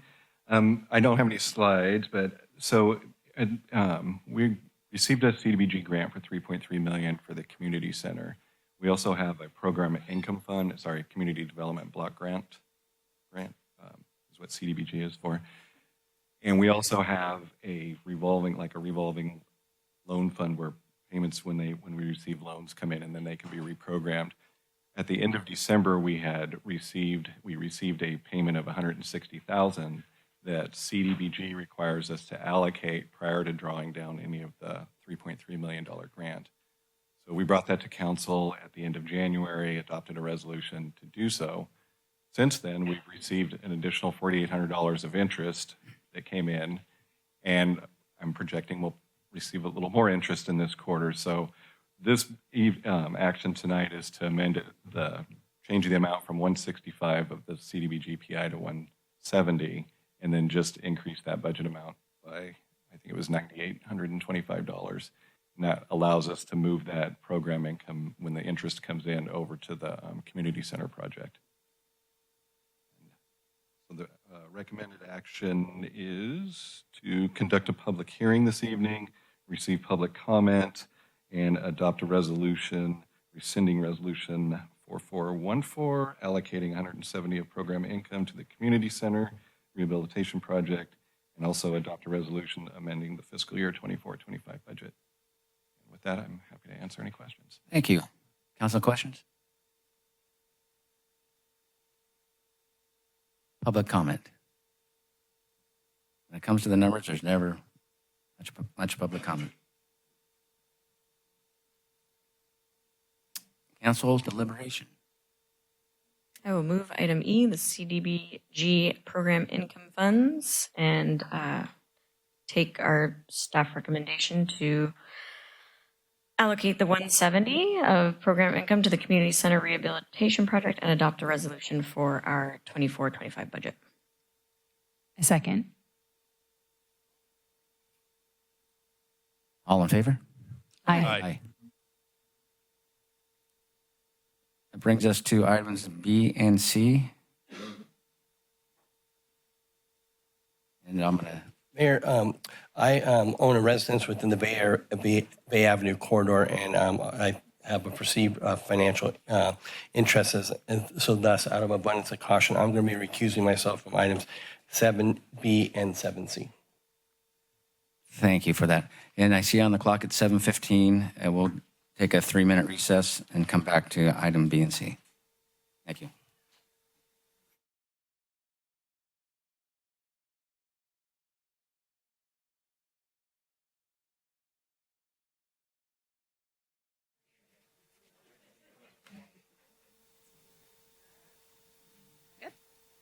Thank you. Good evening, Mayor and Council members. We're very excited to bring forward for your consideration today the Bay Avenue Corridor Study. This evaluates Bay Avenue from Highway 1 to Park Avenue with the goals of enhancing safety, managing traffic flow, and improving community livability. It builds on past projects, including our recent Bay Hill Quick Build project, and then also the longstanding potential project of a roundabout at Capitola Avenue and Bay Avenue. The recommended action for this item is to confirm the improvement strategy for the long-term improvements on the Bay Avenue corridor and direct staff to engage with the public on those improvements, and to also direct staff to seek funding for eventual construction of those improvements. So we have contracted again with Kimley Horn, who is very familiar with traffic patterns here in Capitola and across Santa Cruz County. And I'm going to hand the presentation over to Derek Wu. Great. Thank you, Jessica. So good evening, Mayor, members of City Council, and everyone attending tonight's meeting. My name is Derek Wu, and I'm a project engineer with consulting firm Kimley Horn. Also here from Kimley Horn is Frederick Venter. We're here to present the findings and recommendations of a traffic study to identify future long-term roadway improvements along the Bay Avenue corridor. Slide here. So in 2024, the city retained Kimley Horn to conduct what is called a corridor study along Bay Avenue between Highway 1 and Park Avenue, as you see on this slide. A corridor study is a planning level analysis used to assess current and future needs of a transportation route to improve mobility, safety, operations, and economic development for all users. Corridor studies are vital in city planning to ensure that transportation systems can accommodate growth and changes while enhancing safety and accessibility. So the primary objective of the corridor study is to determine feasible long-term infrastructure improvements for the Bay Avenue corridor. The traffic analysis that Kimley Horn and city staff conducted was to determine a future roadway design that can achieve the following. 1, enhance vehicle, pedestrian, and bicycle access and safety along Bay Avenue. 2, maintain acceptable vehicle traffic operations through the corridor. 3, implement measures consistent with the city's approved general plan. And the final goal of the study is to help the city pursue grant programs that can help fund these long-term improvements. So to address these goals and objectives, we'll be presenting the project background, review the existing conditions and traffic data collected on Bay Avenue, walk through the various corridor alternatives that can improve multimodal access along the corridor, show the analysis results of the study, and 5, finally discuss next steps and receive direction from council on the project. So first, the project background. The primary objective of the Bay Avenue corridor study are consistent with several existing goals outlined in the City of Capitola General Plan. As shown on this slide, the general plan describes a vision of Bay Avenue as a thriving destination that serves residents, visitors, in addition to providing a roadway system that enhances community aesthetics and promotes high quality of life. The Bay Avenue vision also identifies several policies and actions to achieve these general plan goals, which include conducting a streetscape master plan, evaluating the feasibility of different intersection controls, such as roundabouts, and ensuring major development projects contribute to the vitality and function of Bay Avenue as a thriving commercial district. So on this slide, you can see that the Bay Avenue corridor provides access to many different land uses, businesses, and residents. The corridor provides direct access to single and multifamily residential, such as the senior housing apartments, mixed-use neighborhoods shown in orange along Capitola Avenue, parks and public facilities such as New Brighton Middle School and the village parking in blue, as well as community commercial shown in pink, like the Nob Hill Center. It is important that the Bay Avenue corridor is developed to ensure that people of all ages and abilities, from children to our active senior members, can safely access all these local destinations. So the slide is an overview map showing the project study area and all the major destinations that was just described. The Bay Avenue corridor is an arterial road that provides regional access to Highway 1 to the north and local access to Capitola Village to the south. In some ways, this road serves as one of the primary gateway entrances to the city. The intersections at the freeway ramps are signalized and operated by Caltrans. However, all the other major intersections along Bay Avenue are currently stop controlled at the Hill Street, Capitola Avenue, Monterey Avenue, and Park Avenue intersections. The corridor study also analyzed traffic operations at the Crossroads Loop intersection due to its close proximity to the freeway and Hill Street. So the first step of the corridor study was to document existing conditions along Bay Avenue. So the existing Bay Avenue Road currently provides multimodal facilities for vehicles, cyclists, and pedestrians, but the road varies in width and function as you travel along it. In the north section by the freeway, shown in purple, the Bay Avenue is a wide 4-lane road with a striped center turn lane to allow access in and out of the commercial driveways. Between Center Street and Capitola Avenue, shown in blue, Bay Avenue narrows to a 2-lane road that provides on-street parking along the homes and senior apartments. And as you travel south of Capitola Avenue towards the village, shown in orange, the 2-lane cross-section narrows further, but maintains on-street parking and bike lane access within the residential neighborhood. Bay Avenue provides bike and pedestrian facilities on both sides of the street. Class 2 bike lanes are present throughout the corridor next to the on-street parking and vehicle traffic. And at the freeway ramp intersections, the Class 2 bike lanes are enhanced with green pavement markings. However, there is a section of road at the Capitola Ave intersection that pushes cyclists into a Class 3 shared lane with vehicles, which is inconsistent with the rest of the bike lanes along the corridor. The corridor study also included an analysis to determine which future intersection improvements would best benefit the community. Some of the existing always stop controlled intersections, such as at Hill Street and Capitola Avenue, have multiple vehicle lanes, skewed intersection approaches, limited visibility, and long pedestrian crossings, which in turn creates multiple conflicts and creates challenges for all users to cross the street safely. So to understand existing driving behavior, our team collected data using aerial drones and video analytics at the Hill Street and Capitola Avenue intersections, data such as travel paths, vehicle speeds, and conflict points that you see on this slide were collected to conduct a near-miss collision analysis and determine if there were any perceived safety issues. The analysis showed that there were several near-miss vehicle incidents that frequently reoccurred at the stop-controlled intersections, and that future intersection improvements to enhance safety for vehicles, bikes, and pedestrians are recommended at these locations. In addition to the near-miss analysis, the collision reports that occurred in the past 10 years was also collected for the study. This slide shows a colored heat map where most accidents occurred in the city, as well as the location and type of collision that occurred along the Bay Avenue corridor. Along Bay Avenue, about 37 collisions were reported, which include 10 bicycle and 9 pedestrian crashes with a motor vehicle. Most of the reported collisions occurred at or near a major intersection, with the primary crash factors being unsafe speeds and right-of-way violations. Since Bay Avenue is one of the higher accident-prone roadways in the city, future improvements to enhance safety for vehicles, bikes, and peds at the intersections are recommended. So the design team analyzed several corridor alternatives to determine the recommended intersection and multimodal improvements along Bay Avenue. So 3 different corridor alternatives were studied and compared for the traffic analysis. Alternative 1 looked at using stop-controlled intersections, but adding traffic calming and road diet features to enhance bike and pedestrian safety. Alternative 2 looked at implementing single-lane roundabouts at key intersections. And alternative 3 looked at installing traffic signals at key intersections. A no-build condition, which maintained the current traffic control and roadway geometry, was also analyzed to provide a baseline comparison with the proposed alternatives. So with alternative 1, the stop control and road diet concept, the existing stop controlled intersections would be augmented with road diet and traffic calming features to improve multimodal safety. Some of the proposed features include curb bulb outs, striping, and enhanced crossings to improve visibility and shortening the crossing distances. Examples of these potential bike and pedestrian features in the city include striping layout at Wharf and Claire's or at the Bay Hill intersection currently. Overall, this alternative is the most cost-effective, but it does not improve traffic congestion. For alternative 2, roundabouts were considered at key intersections along Bay Avenue. So a roundabout is a type of circular intersection where traffic flows continuously in one direction around a central island.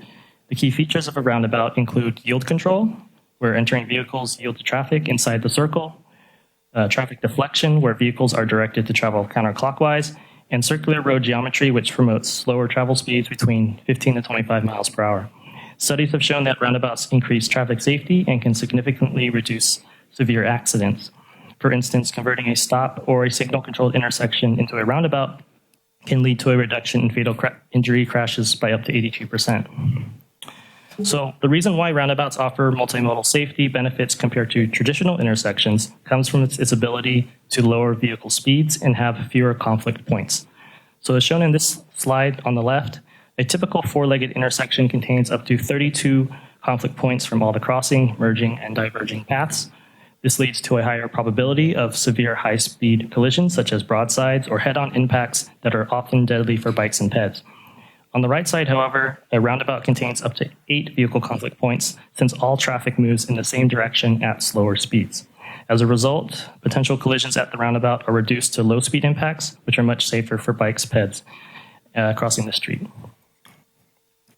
So in addition, roundabouts are designed to provide dedicated bike and pedestrian facilities, such as bike ramps, protected crossings, and flashing signs, which all improve overall safety.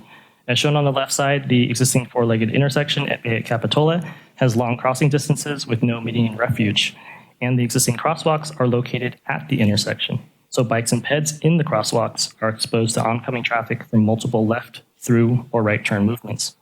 On the right side, however, a roundabout provides shorter crossing distances with medians and narrow travel lanes, allowing peds to look and cross the street one lane at a time. Furthermore, the crossings are shifted away from the intersection, which improves the visibility of peds to oncoming traffic and streamlines the decision-making process for drivers when approaching the intersection. For the crosswalk highlighted in orange, for example, the roundabout could reduce the crossing distances from 80 feet to about 30 feet. So as described earlier, the inherent design of a roundabout contains fewer conflict points and reduces the likelihood of high-speed collisions for all users. Roundabouts also provide continuous movement of entering vehicles from all directions, which improves overall traffic operations and travel times. And due to these safety and operational benefits, roundabout projects have a high potential for receiving grant funding, since improving safety and reducing congestion is the mandate for many current grant programs. However, the trade-off is that roundabouts typically are more expensive to construct and have greater right-of-way impacts than other traffic control options. One example of a successful roundabout project that experienced challenges similar to Bay Avenue can be found along La Jolla Boulevard in the city of San Diego. In the Bird Rock neighborhood, this busy street was redeveloped from a 5-lane stop-controlled roadway into a 2-lane road with roundabouts as seen on the image to the right. The results of this change greatly benefit the community by reducing traffic congestion, improving bike and ped safety, increasing economic growth for local businesses, and creating a thriving, livable environment that the city of Capitola is also trying to achieve in their vision. The final corridor alternative studied was analyzing traffic signals at key intersections. In general, traffic signals create designated crossing phases for all users, which improves the capacity and overall operations at the intersection. And to enhance multimodal safety, a protected intersection design can also be implemented at a signal. This consists of curb bulb outs and ramp elements that physically separate bikes and peds from the vehicle traffic in the crossing zones. Some examples of these features on this slide come from the city of Fremont and the city of San Luis Obispo. The trade-off of a signal, however, is that it has a high capital and ongoing maintenance cost, and higher collision severity potential due to higher operating speeds of vehicles going through the intersection. Other multimodal features along the Bay Avenue corridor were also considered, which include maintaining existing parking and driveway access, and adding buffered Class 4 bike lanes and protected mid-block crossings where feasible. For the corridor study, it is intended that the detailed development of these elements would be addressed during public outreach and final concept design. So the final step of the study was conducting the analysis and to evaluate and compare the results of each alternative. Our team used traffic simulation software such as Synchro, Sidra, and Visum to attain operation metrics such as roadway travel times, intersection delay, and vehicle queues. So right now what I'm going to show is a micro-simulation model of the Bay Avenue corridor if the intersections were kept as a stop control under alternative 1. So the traffic analyzed in this scenario are evening peak hour trips in the year 2045 from the county. And this clip will start at Highway 1 and then shift south towards the beach and Capitola Village. And under future conditions, the stop-controlled intersections are forecasted to operate with increased delays and longer vehicle queues. And as you see at the Bay Hill intersection, with the stop control, there is significant traffic congestion along the northbound and southbound directions with long queues that's currently experienced and will continue to have congestion in the future from our forecast. And similarly at the Monterey and Park Avenue intersections, the existing stop control experiences congestion as well, especially at the northbound right turn towards the freeway.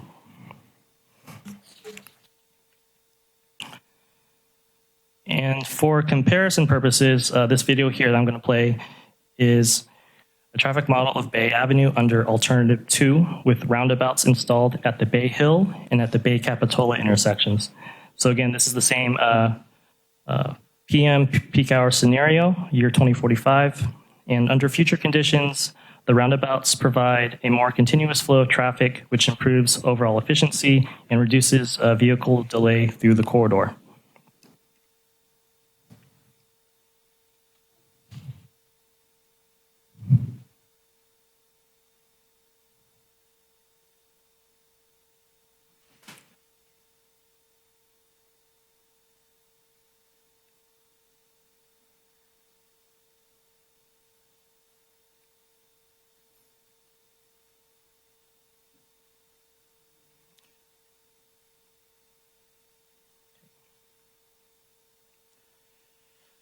Okay, so the following slides that I will now show will be a qualitative comparison table of the different corridor alternatives. So all the alternatives are listed in the vertical columns, and on the horizontal rows, each option was evaluated based on different criteria affecting economic development, traffic operations, and multimodal safety.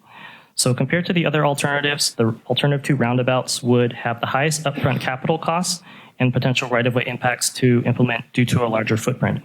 Typical costs for a single roundabout range between $2 to $3.5 million per location. Once constructed, however, the roundabout would have lower lifecycle costs, lower maintenance costs, and better environmental benefits than the other options. Grant funding opportunities with roundabouts are also high since many grant programs focus on active transportation and improving safety for cyclists and pedestrians, which are elements that roundabouts provide. The alternative one-stop layout would have lower capital costs, right-of-way, and ongoing maintenance compared to the roundabout and signal alternatives. Typical costs for a road diet and traffic calming improvements at a location range between $100,000 to $500 per $1,000. Depending on the design, aesthetics can also be improved along the streetscape corridor with landscaping and decorative art. Grant funding opportunities with Alternative 1 are moderate with the safety benefits from traffic calming. And then the Alternative 3 signal layout would have high capital costs and high ongoing maintenance costs to support the electrical and signal infrastructure compared to the roundabout and stop alternatives. Typical cost for a signal varies based on the size and can range between $500,000 to $2 million per location. Over time, the lifecycle cost of a signal ends up being more expensive than a roundabout. From an operations perspective, the roundabouts would reduce congestion and provide the lowest average vehicle delay and shortest average travel times along the corridor. The introduction of roundabouts in the city would require, though, a longer adjustment period for drivers to adapt to the new infrastructure compared to existing signals or stop control that are within the city already. The Alternative 1 stop layout would result in the highest delay and longest vehicle queues, similar to the no-bill condition if nothing was done. Forecasted traffic growth would exceed the operating capacity of the existing stop control. And finally, for the signals, the configuration would provide acceptable improvements to vehicle delay, queues, and travel times, but not to the same extent that the roundabout option. And as for the safety improvements, the Alternative 2 roundabout layout would have the fewest conflict points of all users crossing the street, as well as shorter and protected crossings for bikes and peds. These features, plus slower overall speeds through the intersection, generates the lowest collision severity potential. Across the board, the roundabout provides the greatest safety benefits to cyclists and pedestrians. And the Alternative 1 stop control layout would introduce road diet and traffic calming that reduces the crossing distances as well and enhance visibility of bikes and peds crossing the street. These features help provide a moderate improvement to safety. And then the signal layout can also be designed to separate and shorten the bike and ped crossings at all the crossing corners. These features also improve bike and ped access, but the number of vehicle conflict points remain similar to the existing conditions. And then also the higher severity potential at a signal is high since vehicles will typically travel at higher speeds through the intersection compared to a stop or roundabout layout. So as for next steps and action items, the results of the corridor study recommend the roundabout alternative as the preferred long-term project for Bay Avenue. For tonight's meeting, we're seeking direction from Council on selecting a preferred long-term improvement for Bay Avenue. and seeking direction on conducting public engagement and concept refinement for the project. Once those steps are complete, the intent is to have a follow-up meeting to council with input with public outreach. So in the short term, the next steps of the project is to conduct public outreach on the corridor study and prepare concept designs. And in the long term, the intent is for the city to pursue grant funding opportunities and proceed with engineering design of the corridor improvements to make the project shelf ready for construction when funding is available. This concludes our traffic presentation, and we will open the floor to questions and comments. Thank you, everyone, for your time. Excuse me, Mayor, just a couple more points to round out this presentation. As you may recall, that this item and the next item were continued from 2 weeks ago's meeting. In that time, we have conducted stakeholder outreach with both the property owners at the Bay Hill intersection and the Bay Capitola Avenue intersection in separate meetings to address any specific questions they may have, as they would likely be the most effective with their particular properties with any option on this project. Additionally, the staff report stated that the fiscal impact of the direction you have would depend on the direction council gives to staff this evening, though in the short term of the conducting public outreach and preparing conceptual designs really for any option would be approximately $50,000, which we would need to either have a budget appropriation for or consider in next year's budget. And that concludes the presentation. Thank you. Thank you for the detailed presentation. Very informative. Let's open it up to council questions. Yeah, I just have a couple questions. First, relates to kind of the public outreach you were just speaking about. Is there any known impact for delivery trucks to the commercial spaces on Bay? So that is something we considered with the quick build project for the Red Tree property. That is something that would be more, we would do during the public outreach for this long-term, consider and incorporate into both the conceptual design and final design. But definitely we are aware that there are active businesses here and also larger communities that have specific impacts that need to be addressed. And that would be done through targeted stakeholder outreach in addition to the general community outreach. So we're really just basically would be asking you to proceed with additional research to answer those questions at this time. Is that correct? For the particulars of the exact layout, yes. The purpose of the corridor study was more of an operational analysis. And then I had another question about safety vehicles like fire trucks, ambulances. Are those able to navigate the roundabouts? It's a great question. Frederick Venter with Kimberly Horn. So yes, those will be able to navigate the roundabouts. We have, if you need, we've done some nationwide research on getting input from fire response and EMR vehicles, and we can share that with council if needed. And is that on the operations chart, emergency vehicle access? So it seems like it's saying it's actually better for emergency vehicles than the current state. Is that correct? If the congestion is less, right, the vehicles can move faster. That's really the sort of the crux, right? The response time goes down. Thank you. Yeah, I had a couple questions. I think this is for Director Khan. I know we've been talking about the crosswalks at the Nob Hill intersection and how they're not able to be illuminated, right? Not without significant fiscal impact. Okay, so that's our barrier. Yes. Okay, so if we were to have a roundabout, would that be part of the cost? Would the crosswalks that would be around a roundabout have illumination or lights, or that's not really considered in this type of? So the MUTCD, which is sort of our Bible of how we implement and build these, does not allow us to put the RFBs at these crosswalks, but there are other ways that you can still enhance the visibility of a pedestrian.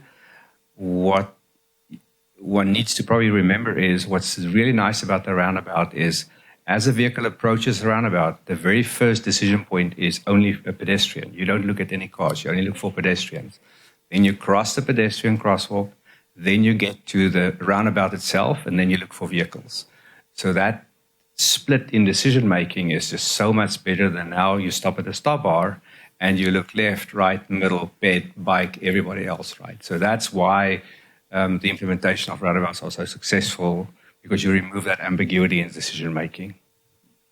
And then in your, oh, I just want a point of clarification for Yeah, your yeah. last question. Are you talking about you push a button and it lights up, or are you talking about street lights to illuminate the crosswalk?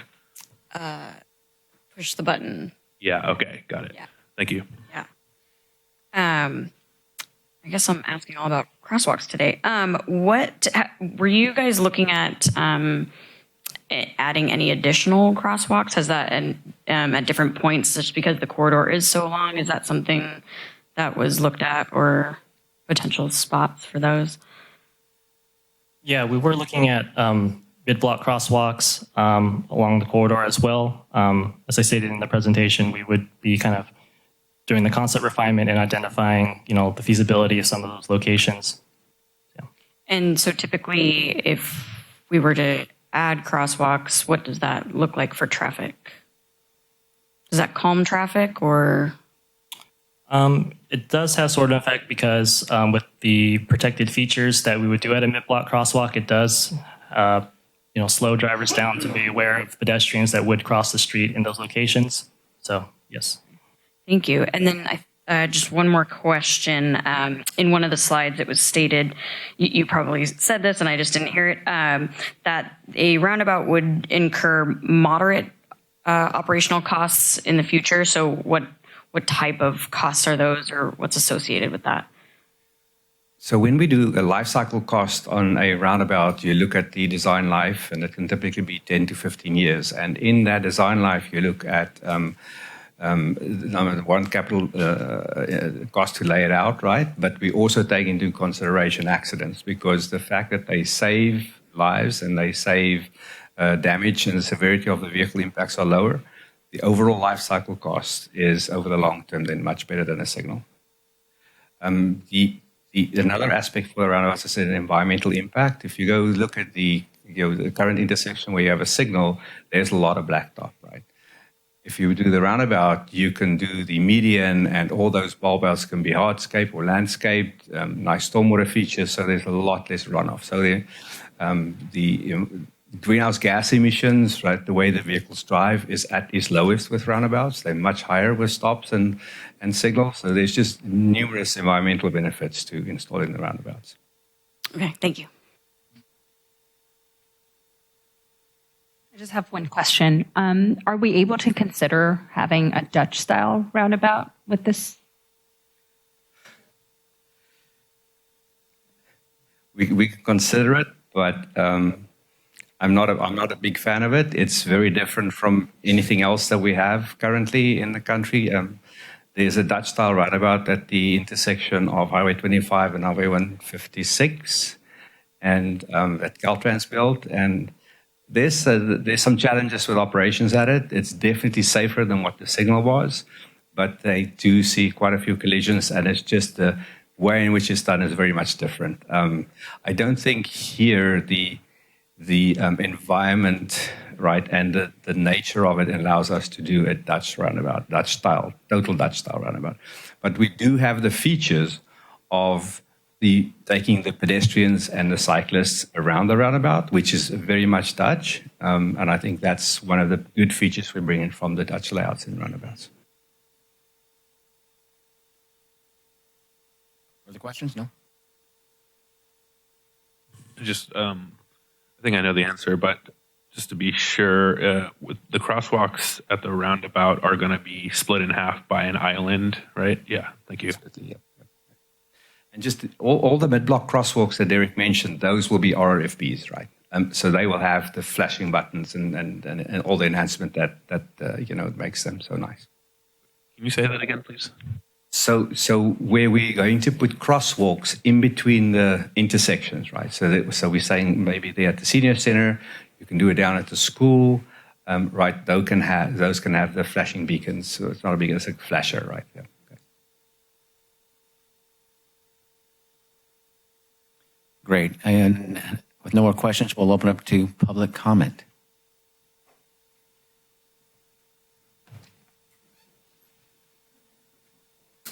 I want to compliment the gentlemen on their study and efforts and stuff. However, I have a couple of issues. One, because as we know, statistics can lie. I'd like to have the consultants let us know if that PM designation was during the time when the several hundred cars going to New Brighton Middle School from Highway 1 are both coming in at 8 a.m. and at about 3 to 4 p.m. To that. Because without that, any study that you have is going to be incomplete and inaccurate. And also, by using the comparison of La Jolla, again, is there a middle school near those roundabouts to accommodate those? So I think that's a major issue. I do like moving the sidewalks back from the corners. I think that would improve the public safety. But the real challenge, since I live down that area, is if during those two time periods, are you going to be able to get in the roundabout from the traffic going between the school and Highway 1? Because will those parents stop and let you in? Thank you. Welcome. Good evening, Mayor, City Council. My name is David Fuentes, and I'm a 4-year resident of Bay Avenue Senior Apartments. During that time, I've sat at Pete's with friends multiple times, walked home from Nob Hill multiple times as a target. I found out just recently this might not be possible, but when I first saw those raised crosswalks on Clare Street, I cringed. But they actually do work at slowing down traffic. And would it be possible to put those raised crosswalks like they have on Clare's on both crosswalks crossing Bay Avenue right there at that intersection?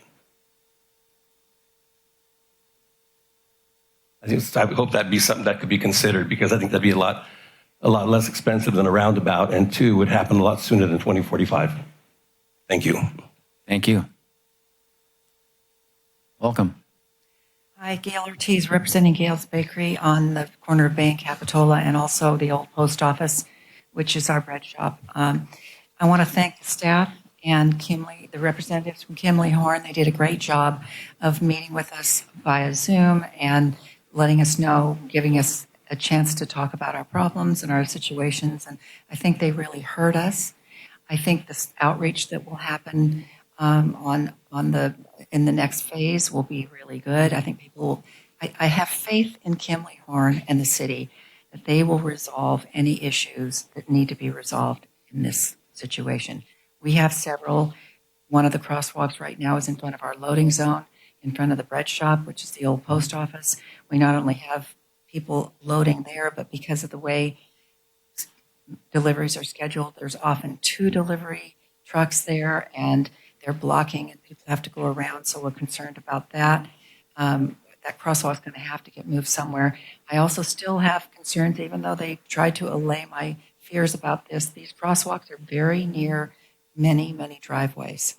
And I know from my own experience at the bakery that people look at what they want to look at.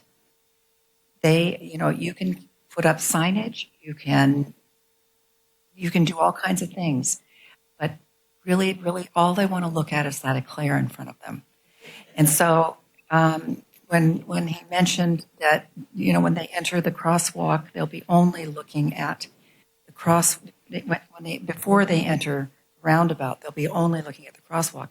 My experience is people look at what they want to look at, and they may just mentally go right over that crosswalk and look at the cars coming from the roundabout to see how they're going to maneuver that. So I'm not sure about that safety, but I am in support of this. So I think that with all the input that we can have, and hopefully more study on their part, because I read one of the letters that came in after from somebody in the community that there was only one study done. They were only there one day. I think this is really more complicated than that, and needs to be more study done. So thank you. Thank you. Welcome. Thanks. I love roundabouts. They're great. We have a vacation home in Oregon. They have roundabouts every place up there. They're great for moving traffic. They're not great for pedestrians. We've seen a lot of people trying to get around a roundabout and pedestrian-wise, and it's not easy because what maybe people don't notice, roundabouts are like a constant movement, okay? They're not stop and go. And that's the idea of it, of course, is to have this efficient movement of traffic. And when you get pedestrians in that circle, the counterclockwise circle that gets moving, there's confusion. And we have watched, I mean, there's a couple of major intersections in Bend, Oregon, for example, and these roundabouts have been there for a long time, but you can still see people, especially and bicyclists also, when they get in that roundabout, it's a learning experience. I will tell you that right off the get-go. People that drive here and are used to stop signs, roundabouts are a learning experience. People coming out of, for the one Bay on Hill Street in Bay, the problem with that roundabout there is the amount of space you're going to have and build it. We watch when we shop at Napa all the time, and we watch the delivery trucks come out of there. Now delivery trucks aren't what they used to be. I'm sure you've all seen that. The trailers are really, really long. And we watched the guy come out of Bay, and he can barely make a left turn on the Bay Avenue towards the highway. It's like his front wheels are almost on the curb on the other side just to make that turn.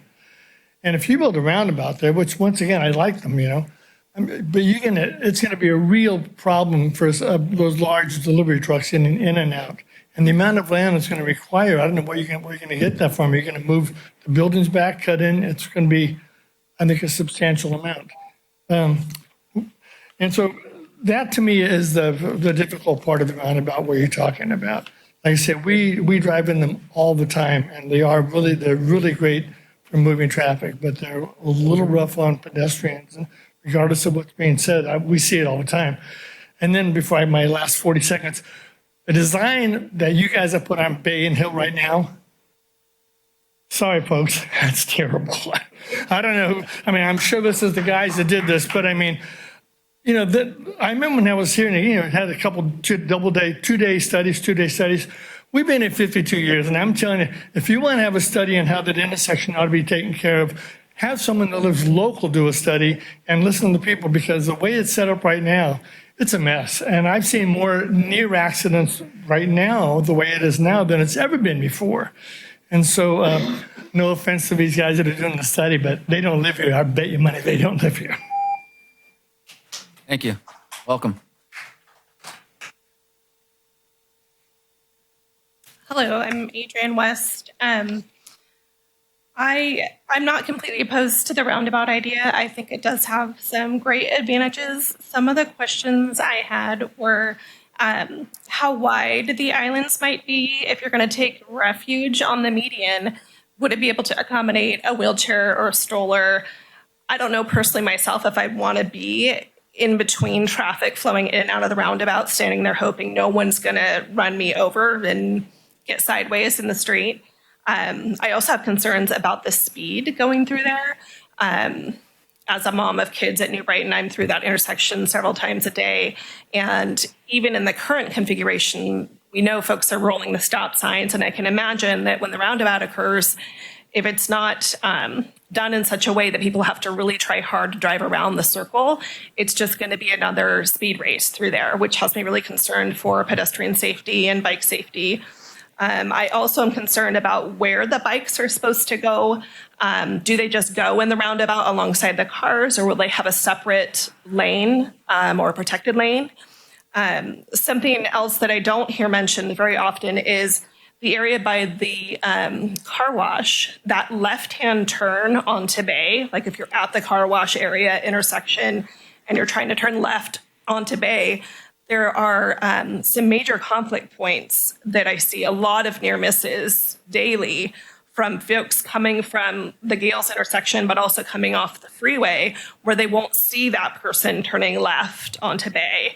And someday soon, there's going to be some really bad collisions there. And I don't know if that left-hand lane could be removed or considered to be removed out of Nob Hill, where the car wash is. But currently people are turning left and it's just mayhem there. I also wanted to know if there is a anticipated speed in the roundabout or if there'll be a posted speed sign. I feel like it's kind of a guess at this point from what we're hearing in the discussion. I assume the medians will be elevated, but I don't know to what degree. So the medians where the crosswalks are is what I'm speaking to. I think that's all I have. And again, I'm with everyone wondering if people are really going to see the pedestrians trying to get through the crosswalks, or if they're just going to keep zipping by. Because this is new to our area. The only other roundabout we have is down by the boardwalk, and it's in a very different location where the crosswalks, people aren't walking through necessarily the roundabout area. So anyhow, thanks for listening. Thank you. Welcome. Thank you, Mayor and members of the council. Thanks for your time. Compliments to the consultant presentation. I thought it was outstanding on very technical points, but making it very clear. My name is Stephen Sveet. I'm a board member of Bike Santa Cruz County. We are a 501c3 operating since 1991. We represent currently over 100 citizens and businesses in the county, including in Capitola, and 2,500 digital media subscribers. We believe in the power of and therefore promote countywide complete streets design, redesigns really, for vehicles and pedestrians and cyclists. And we have seen the evidence of them improving the quality of life, reducing carbon emissions, and beautifying the urban environment. That was a point not really stressed in the presentation, but the removal of traffic signals, ugly poles in the sky with lights, and the replacement with landscape features, absorbent soils, that sort of thing. We applaud the city's focus on redesigning the Bay Avenue corridor, and we believe it'll achieve all those goals. The scale of neighborhoods in Santa Cruz County lend themselves well to pedestrian and cycling mobility modes, but we need to redesign our infrastructure to really make that come alive. And I think Capitola Village in particular and SoCal Village in particular are perfect locations for that. So thanks for your time, and keep up the good work. Appreciate it. Thank you. Welcome. Thank you, council members. Thank you for all your hard work. I'm so excited to see these options. Personally, I think the alternatives with the roundabouts are really powerful, especially when they're well designed. We know that roundabouts are a gold standard. I've had a chance to travel throughout New York where roundabouts are very popular, and other places like Colorado. I've heard here tonight, Oregon, and Northern California. What's really neat is you can actually use them as an art centerpiece and really highlight the beauty of the community and the artists that you have. I am also a stakeholder with the Community Traffic Safety Coalition, and I used to coach kids for about 7 years, taking kids onto streets on their bicycles. We were mountain bikers, but we were on the streets as well. So this is really important, and you'll see a report coming out of the Community Traffic Safety Coalition fairly soon, which shows that the rate of people killed on our streets and serious injuries, we're one of the highest in the state of California. So this kind of infrastructure is really critical. We know that just speed signs and lights don't really work. More now today than ever, I'm seeing people running red lights. We also know that enforcement doesn't really work to the way that we would like it to. There's only so many police officers dealing with a huge region. So really the gold standard is infrastructure. And the plans that we saw here tonight are spectacular. And especially if we address some of those issues that people were concerned about, making sure our pedestrians can cross. Some of the people that I work with who, with my organization, Equity Transit, for example, are not sighted. They're blind, or they're in a wheelchair. And so for all of these different scenarios, we have to ensure that our streets are safe for everybody. And to do that, we have to keep our speeds down. The thing I like to point out is that sometimes people don't want to slow down.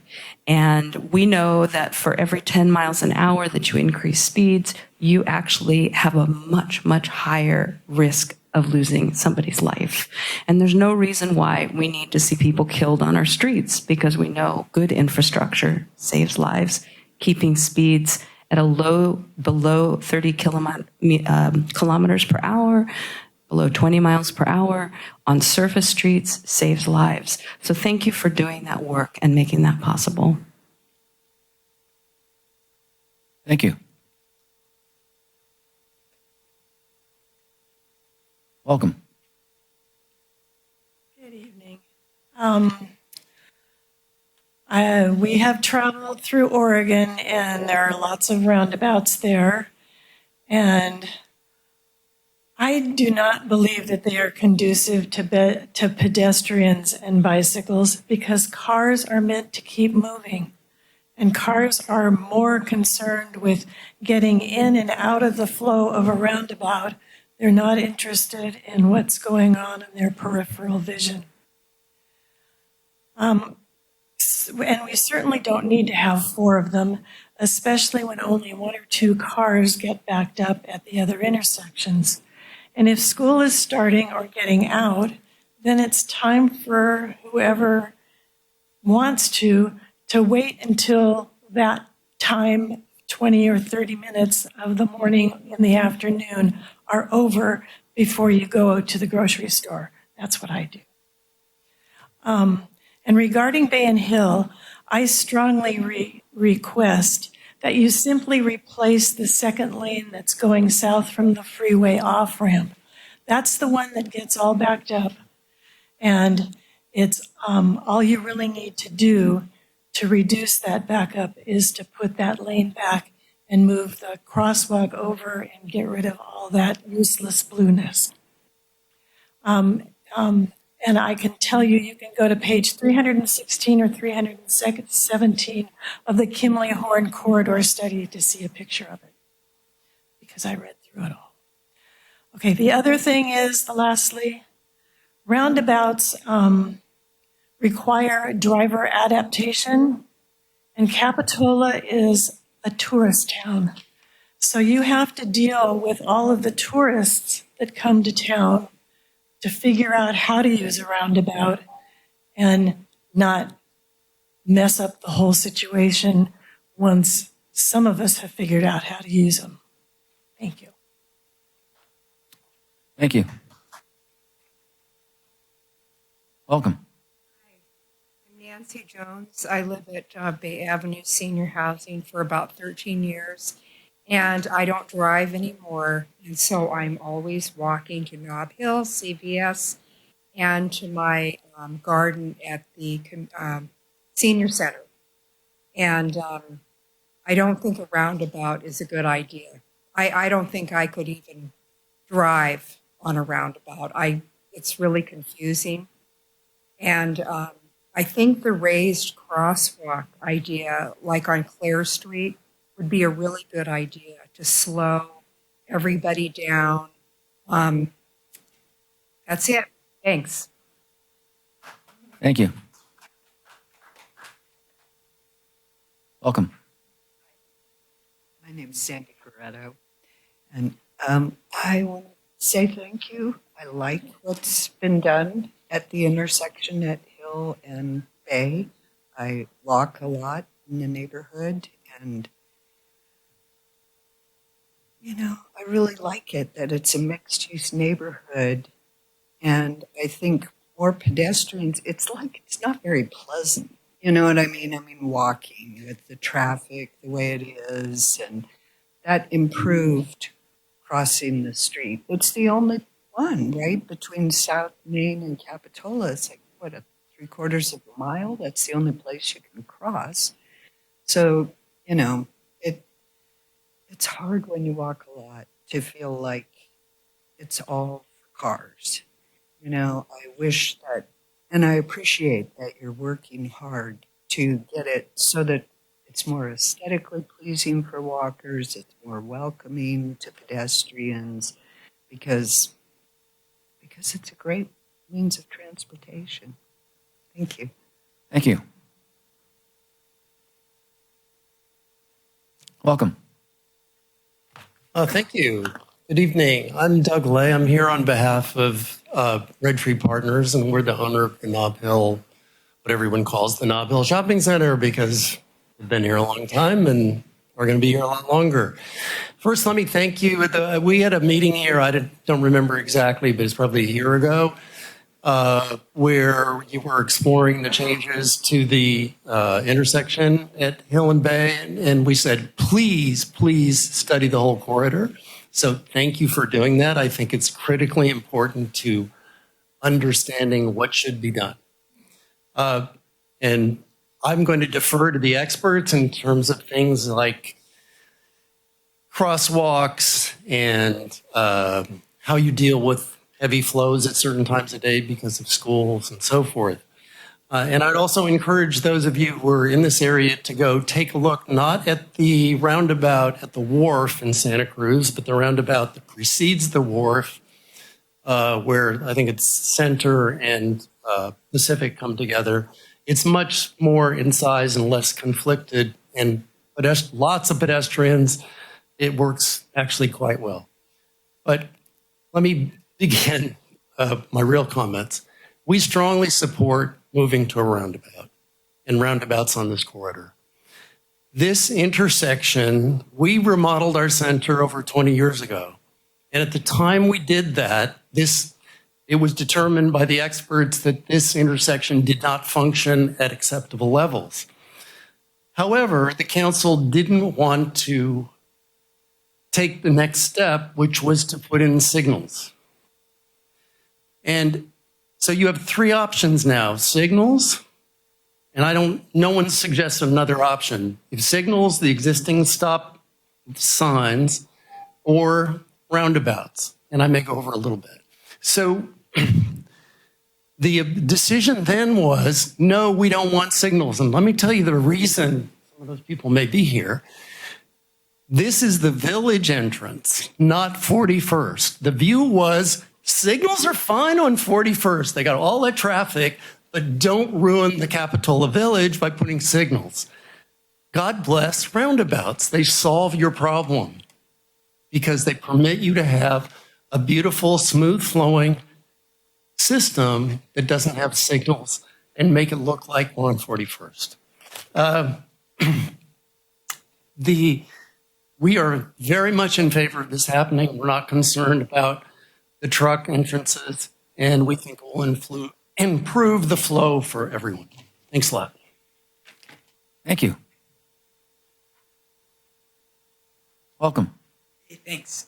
So we live up on McCormick, and for the longest time, our kids were going to the dance center, up and down the street. So if you ever saw a kid in a leotard on a bike cruising down the road, maybe they were ours. One of the things that we've heard a lot about tonight is the intersections, but another really important issue is the bike lanes. So the bike lanes right now are painted right through where car doors swing open. And unfortunately, these days with tinted windows, with larger vehicles, you're kind of playing Russian roulette in the bike lane. The door swings open and knocks you into traffic. That could be a terrible accident. And last summer, a dear friend of ours had one of those accidents.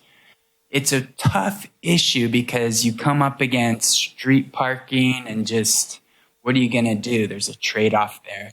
But for one section of that road where there's street parking and a bike lane going right through that door zone, there's this huge center lane that's rarely used. And it just seems like, at least for part of this road, we could start to keep the bikes clear of that door that could swing open. And so in addition to the intersections, I hope you would take a look at the spots between the intersections where there's also a potential for a collision. Thank you. Welcome. I am Paula Bradley. I'm really excited about the traffic corridor study, and I'm especially excited to see that the recommended alternative are the roundabouts. I also think roundabouts would be a great benefit, and the main reason I think that is because they're going to slow the traffic down. It's going to be safer for pedestrians and bikes. I walk, I bike, and I drive in Capitola and everywhere else frequently and witness really bad intersection and crosswalk driving behavior. People are taking their life in their hands in these intersections. Traffic signals is the worst possible alternative to consider because that's just going to speed all the cars along the way. I think it was about 10 years ago, there was a roundabout considered for Capitola Ave in Monterey, and I was disappointed that nothing came of that. So anyway, I think it'd be great if we had the roundabout. Thank you. Thank you. Welcome. Hello, everyone. Thank you so much for taking all these comments. My name is Liz. I live here in Capitola. I also work here in Capitola. I have a small business. I have an office on 41st Avenue, and I travel up and down Bay Avenue a ton. I have 2 kids, and so I'm driving them. I also bike. I also walk. And I want to say that I trust what the consultants are proposing in terms of what is the safest option for pedestrians and bicycles. The roundabout sounds like a great option. I also want to prioritize bicycle and pedestrian safety over someone saving a couple of minutes from their commute as they're getting off the freeway. I don't mind sitting in my car waiting, and I feel like car drivers we should really be thinking about the individuals who are not in a giant steel box and how do we keep them safe? How do we protect them from the cars? So I feel like when we're making decisions that drivers might have to wait another minute or two in order to make our community safer for everyone, especially for children and the seniors who live right there. So I absolutely want to prioritize some way to protect the crosswalks. Protected bike lanes are also really, really wonderful for the community. So hopefully we can have that implemented. And yeah, that's all. Thank you. Thank you. Welcome. Thank you. Hi. I live on Bay Avenue in the senior apartments there. My name is Dorothy Anton. People have been very eloquent. I think they've covered most issues. I appreciate the presentation we got here. I think you're doing a great job. The idea that we're going to go on from here and meet with the community and get what I hope will be a consensus of how to approach this is great. There's one issue that has not been addressed, which is what happens right now. We've done a whole lot of work at the Hill and Bay Avenue intersection. I had heard that you were removing it, and I think that would be a terrible idea. I think it has improved the safety of pedestrians. I know that it has affected traffic, but as the last speaker said, waiting a few more minutes to save a life, it should not be an issue. And until the permanent changes are in, I think that should remain the way it is. That's it. Thank you. Thank you. Welcome. I want to echo what she's saying. As we go through this process, it's going to take time, and leaving the bollards in, I feel is going to give us that extra safety. When I make that right out of Nob Hill and go to Gales, it just feels so much better. Yeah, the lighting's bad. We'll work on that. And, you know, we got the bridge down right now on Capitola Road. So this study was done with that bridge down, I believe. So when we get that back open, I don't know, it might take a year or 2 years. It's going to take time to get the roundabout too. Let's see where some of those kids, parents go. It does take longer. Appreciate getting rid of the speed lane that goes towards Gale because people are just hitting that and going back in. And so again, I don't have a problem with what you got going on right now. I think it's safer. And then the study of my mother-in-law got hit in that intersection. I know somebody else did. So in the last couple of years, has there been less people getting hit? I mean, this is something to think about too. I don't know if the studies are showing less pedestrian accidents. I might have missed that part, but thanks for what you're doing, and I hope we can, move through this in a way that's going to work for everybody. That's it. Thanks. Thank you.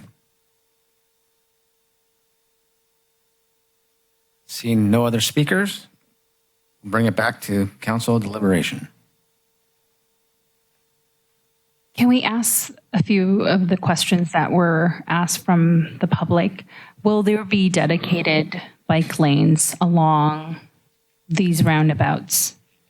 How is the interface between the vehicles and the bikes?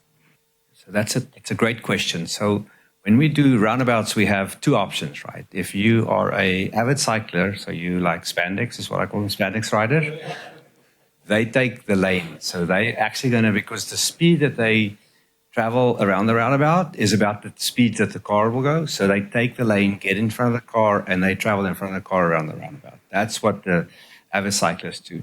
If it's a mom or a dad or the kids, we're going to have the class 4 bike lanes, and then there will be an exit ramp that takes you outside of the road, and you're going to get sort of like a class 1 facility that then takes you to the crosswalk, and you go around the crosswalk.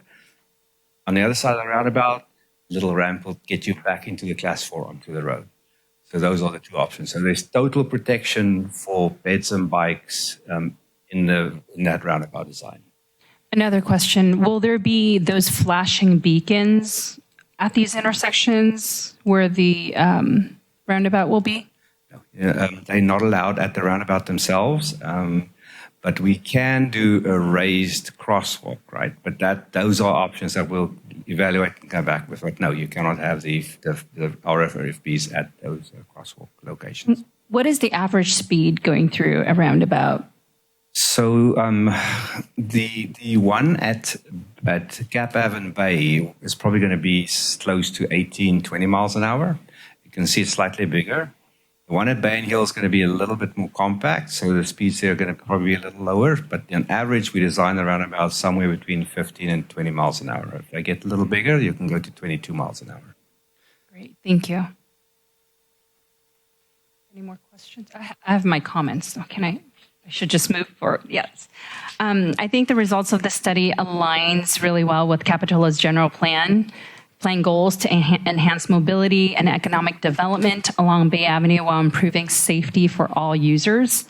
I believe that roundabouts are the best option for vehicle, bicycle, and pedestrian safety, significantly reduce delay, beautify our intersections, and reduce vehicle emissions.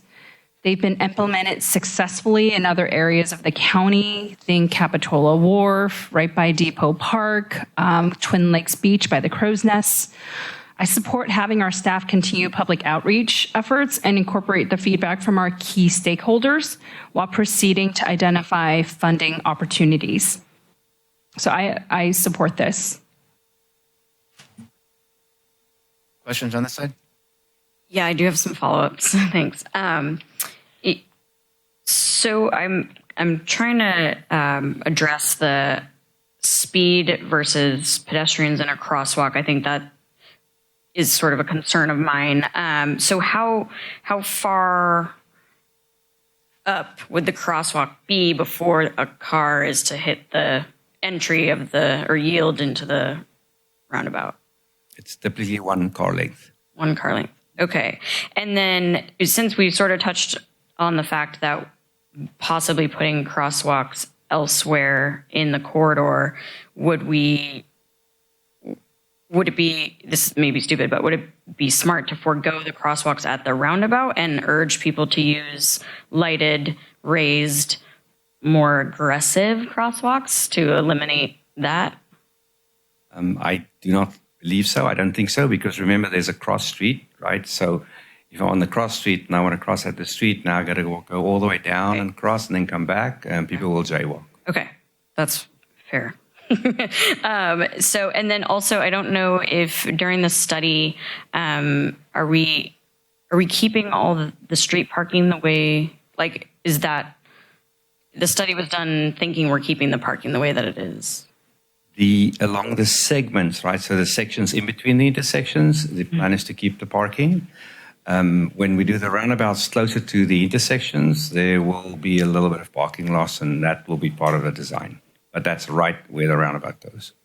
Okay. Yeah, I'm encouraged to continue the public outreach and possibly, I think it was asked too by a member of the public, if it's possible, if you're going to do any more studying, is it possible to do this during school time hours and really kind of get that actual data? I should show you my notes. Okay. Okay. Yes, I think we should do an AM peak and a PM peak and a school afternoon peak, because in the morning peak, usually the school traffic is included. Mm-hmm. And questions do come up about the summertime traffic, and we can, I don't want to do a full analysis on that, but we can have a qualitative discussion about what happens in the summer when the traffic increases, right? If I may, we just did 2 roundabouts in Salinas on the east side, where there's a elementary and a high school. And everybody was so concerned, and you can go on Google Earth and look at that, and they are operating like, we just won some prizes from APWA because of how much better it is, right? And there's 2 schools with drop-off zones and everything else. So Right on. That's good to hear. Yeah, so I think moving forward, I'd like to see more public outreach and see where this project can go. Thank you. I just have a couple last questions. First, there was a question about if the islands can accommodate persons with strollers and wheelchairs. I assume the answer is yes. yes, so the crosswalks will have full ADA compliance, and the medians, we call them, those medians are wide enough, and they usually go about 10 feet, and a little less, but yes, it can accommodate the bicycle, number one, so if you push your bike across, and then, of course, strollers and wheelchairs, yeah. So plenty of room. Thank you. And then my second one is maybe more for staff, but I was curious if it would be within a reasonable scope to also look into the possibility of slightly increasing the bike lanes, if that would not, impede traffic or make any major issues, if there is room to do that. I think so. You saw the cross sections in the presentation there. Probably difficult to see. I was looking at them on my, and they were showing the cross sections of the street were showing the different lane widths. And I do think that there is opportunity. I was talking with the Public Works Director about that in some areas where between the center turn lane and the different lanes, there may be some opportunity to create more buffer. But that's something certainly that can be refined through the course of design development. Which could also have speed calming effects, right? Yeah, I would defer to the experts on that, but I have heard, yeah. Absolutely. Narrower lanes, people drive slower, right? We're probably going to come back with what we call a protected bike lane, which means there's going to be a physical barrier, not a stripe, and where we can fit it in, so it's going to be great for bikes. And wow. That's amazing. Yeah, I'd love to learn more about the potential for a protected bike lane on Bay. My comments are, I think this is a very exciting opportunity for the city to increase safety for pedestrians and bicyclists, while increasing the throughput for vehicles and also safety for vehicles. It seems like pretty win-win-win based on the studies that we were shown today. So really appreciate it. Thank you. Great. I think all of my questions have been answered at this point. It'll be great to get into getting out with the public outreach. So we'll be looking for a motion.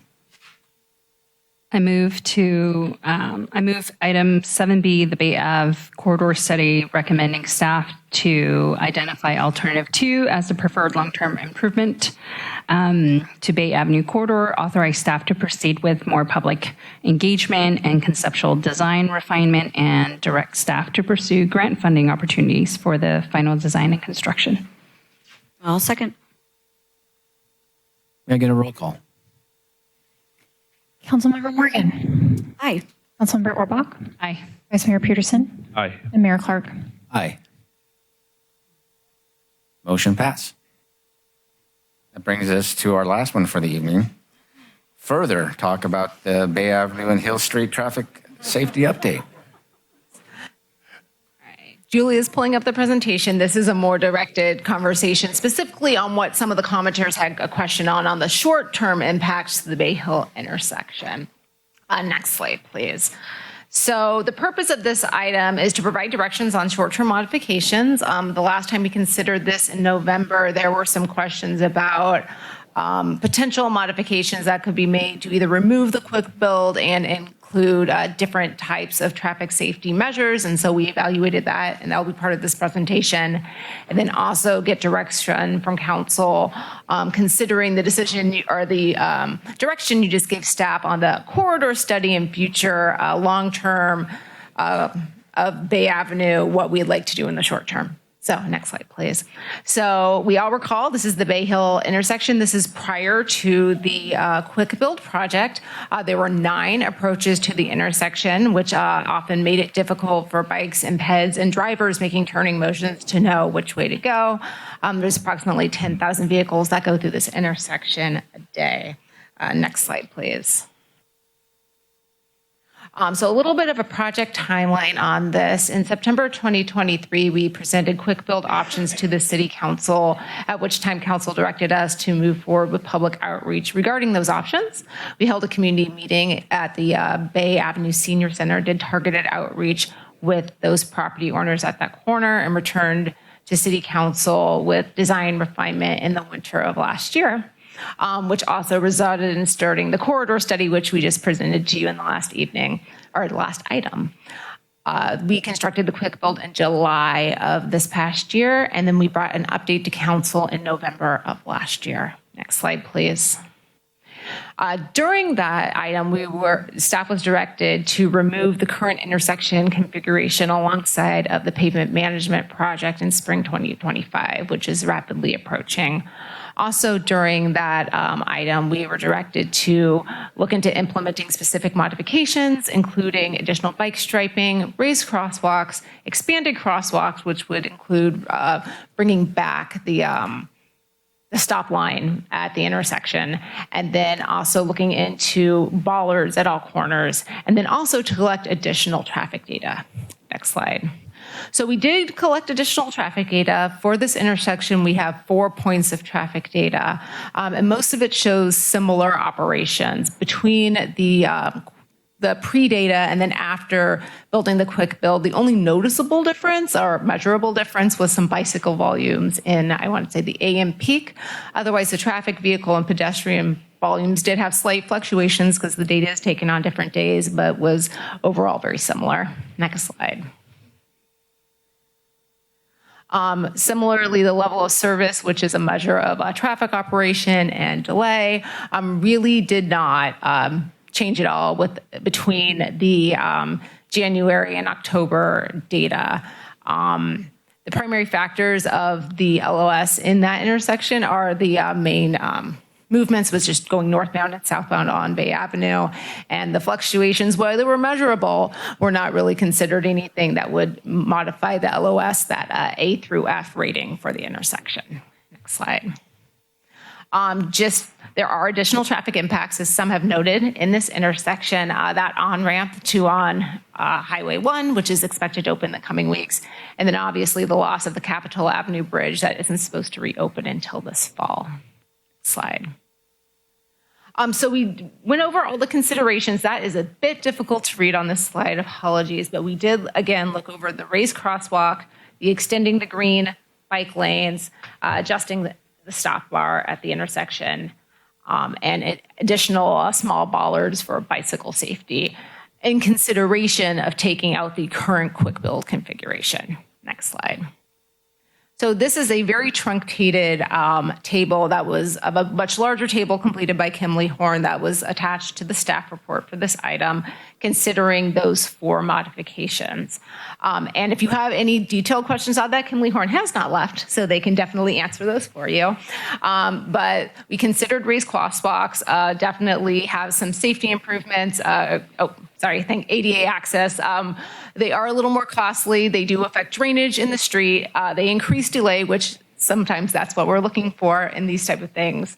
The additional green bike lanes, typically it is felt that green bike lanes improve bike safety. It is still confusing to some drivers who are less familiar with green bike lanes and also have an additional cost. Bollards increase visibility. Anything in the street will be run over, so it's always a maintenance issue. And then the only one that was really not recommended were the staggered stop bars, because while it did improve visibility for some drivers in some lanes, it decreases visibility for drivers in other lanes, so it doesn't really improve safety overall. Next slide. So with that, we're looking for council to provide direction on what to do in the short term for the Bay Hill intersection, and both I and Kimberly Horn are here to answer any detailed questions you may have. Great. We have council questions. Yeah, what has been looked at in regards to lighting for the safety of that intersection?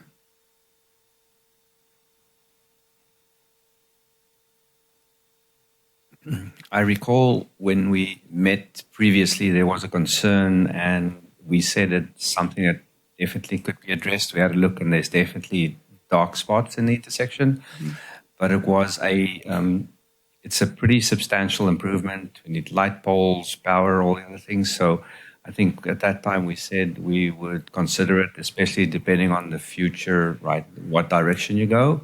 But any future improvements that are more longer term based would have improved lighting at the intersection. Okay. And then I think it was mentioned in public comment on the last item, but if opening the right lane coming off of the highway to alleviate the backup going that direction, but keeping the raceway closed on the other side, would that be any type of solution, or would that help at all with like loss of service or anything like that? So if we're going to add lanes to the intersection, right, we can bring back some capacity, but we lose the benefit of safety. Mm-hmm. And that's the playoff, right? That's what you got to decide about. Would we gain some of the safety back with raised crosswalks? Raised crosswalks, yes, you'll get safety back. Yeah. But remember now, so you're still going to slow them down, because now I stop at the stop bar. I'm also slow going over the crosswalk, and then I slow down again when I cross downstream over the crosswalk. So that perception of, I have so much more benefit in capacity is really not there, because you actually stop twice through the intersection, right? You go slow. Is there any way we can extend the current light fixtures that are there for added visibility? So there is one current light post on the corner there in front of the building where Sushi Garden is, and that is a PG&E light post, and we could request to have an additional light post turned towards the intersection. That is the only lower cost option that I think there is. Can we do that? You can always ask. That would be great. What is the timeline to implement this roundabout? Are we talking like 3 years? Are we talking about 5 years? So if we going to start this design process, right, and you get to a point where you got to go look for grant funding, and then the grant funding cycles will hit, you are probably then 2 to 3 years out, right? And then once you have then you'll get your grant funding. And then once you got your grant funding, you're going to do your final design and your construction. So, and you got to do the bid process and everything else. I think we've done the undergrounding is now settled, right, at Bay and Cap Ave, but That is still pending, but very much on its way. So at the quickest 5 years to get the roundabouts in. My gut feel. So one of the points, I would hope we can maybe potentially beat that. And really it comes down, I think, a lot to council's priority and the funding. So, what we would need, the more funding we're willing to put in at the front end, the more we can take design development, get ourselves into a shovel-ready project and be ready to get those grants. The more we want to look for planning grants to help develop the plans, the longer it'll take. So there's a push and pull kind of with the amount of time and money we're willing to invest at the front end to how soon we can see something at the back end. I do think that correct me if I'm wrong, Jessica, but I get them confused all the time. Bay Hill roundabout is a quicker path due to lack of right-of-way and underground issues. Can we do that first can we do the Bay Hill roundabout first and then, because it sounds like that's a easier path forward because we don't have right-of-way issues. Potentially, I will actually throw that to Frederick as far as operationally. Fiscally, yes. Yes, I believe we can, right? The intersection of Bay and Hill is pretty far away from, not too far, but it's far away enough from Bay and Cap Ave that if we still have the stops at Bay and Cap Ave, it will not impact operations at Bay and Hill. I just wonder, how long will the current quick build design last? Would it last long enough for a couple years until we get the more permanent plan? I would expect it to need a paint refresh just because it is paint. It's not thermoplastic like we use on most of our streets that last a lot longer. And the bollards, they're in the street, so they get hit and need to be replaced. But could we upkeep it for 2 to 3 years? Absolutely. It sounds like that upkeep is also relatively inexpensive. Yes. Great. Question I have on our current quick build, what is the level of service? Because you hear people talking about the inconvenience of waiting, and I've driven through it several times. I've watched it several times. There is a bit, but it doesn't seem to be overwhelming. Can you maybe hit on that level of service from what we used to have to what it is now with the quick build? It got worse, and my gut, if I remember correctly, it went from a D to a E, right, in the previous analysis. We can get back and just go get the real data and share it with you. But trying to weigh out the safety versus the level of service. That's exactly. I have a couple questions. So I believe that you said lighting would be included in any long-term project, aka the roundabout. That's correct. Would it be possible to do the lighting sooner, but that would still be compatible with the long-term project? I want to say yes, but it's not the best use of money, right? In terms of, because now you're going to put poles where you're probably going to rip something up, and later on you're going to rip it up again.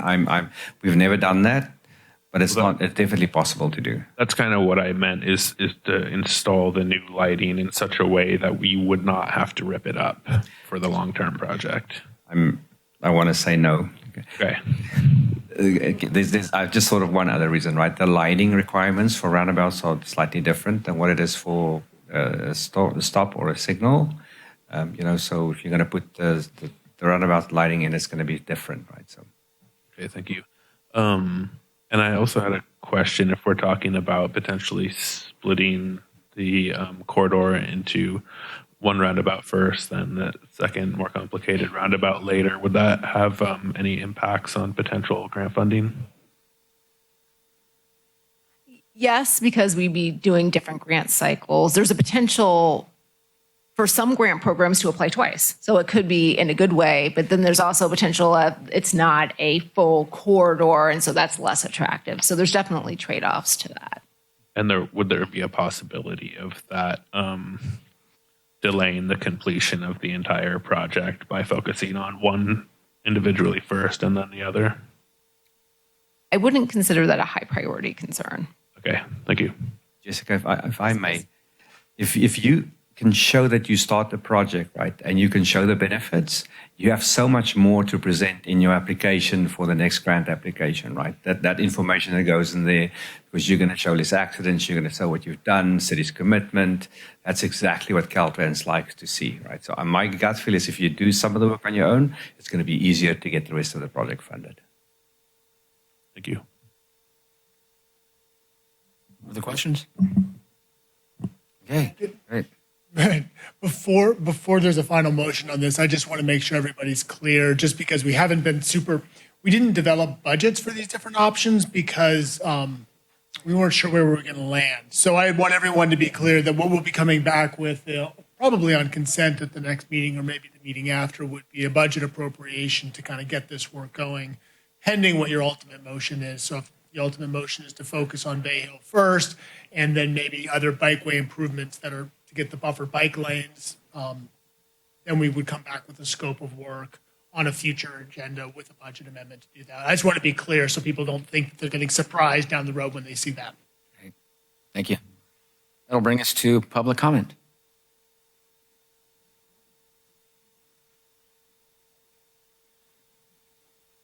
I just want to say again, thank you to the council and the gentleman here, because what was presented is very educational and help answers a lot of questions. And actually, as a result, I've kind of switched my position because while I totally agree with the one gentleman's comment, going down Clare Street's a pain in the butt.